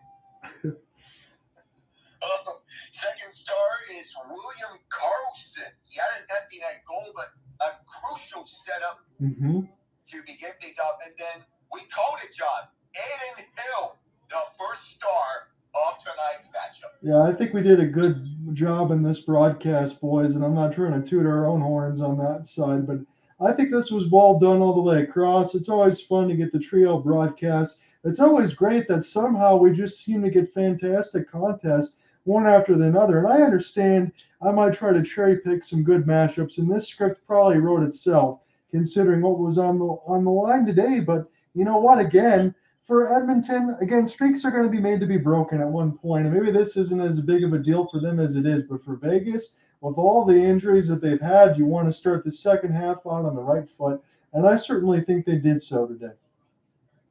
Yeah, no question about it. And I mean, for a game to deliver the way this one did, coming out of a huge set of all-star festivities that were pretty darn exciting, and all the celebrity around that thing, and the performance of the players there, and trades, and everything going into it, to come out and start the second half with these two teams and putting on performances like this, for the Oilers to look exactly as everyone hoped and expected them to, but then for the defending Stanley Cup champs, I will say it until I'm blue in the face, defending Stanley Cup champs to come out and say, guess what? It took us a couple of periods, but we are going to remind you all who we are, what we do, and why we're here. We're here to get W's. They just got a big one against arguably the best team in the entire league tonight. They just put themselves right back in the conversation. When those power rankings come out, when you pick a publication, heck, we could that the Vegas Golden Knights are going to be right up there in the top 2 or 3 at minimum. Absolutely, Cooper, on that side. I know that I've laid out the floor plan as far as what I'm going to be covering next week. I know Saturday is going to be huge with Michigan State, and the duel in the D. But next week, a couple Red Wings games. We'll have the Flames and the Rangers on the Monday side. It's going to be locked and loaded. I know Alex got a couple assignments as well. I'm always blessed to have both of you on the broadcast. I know it's certainly been a while, and I'm looking forward to next week as well. So I hope you guys have a good one. You too, John. And Cooper. Thank you so much to both you guys. Thanks for letting me jump in, and I had a ton of fun. Look forward to doing it again soon. Great job, guys. Oh, yeah.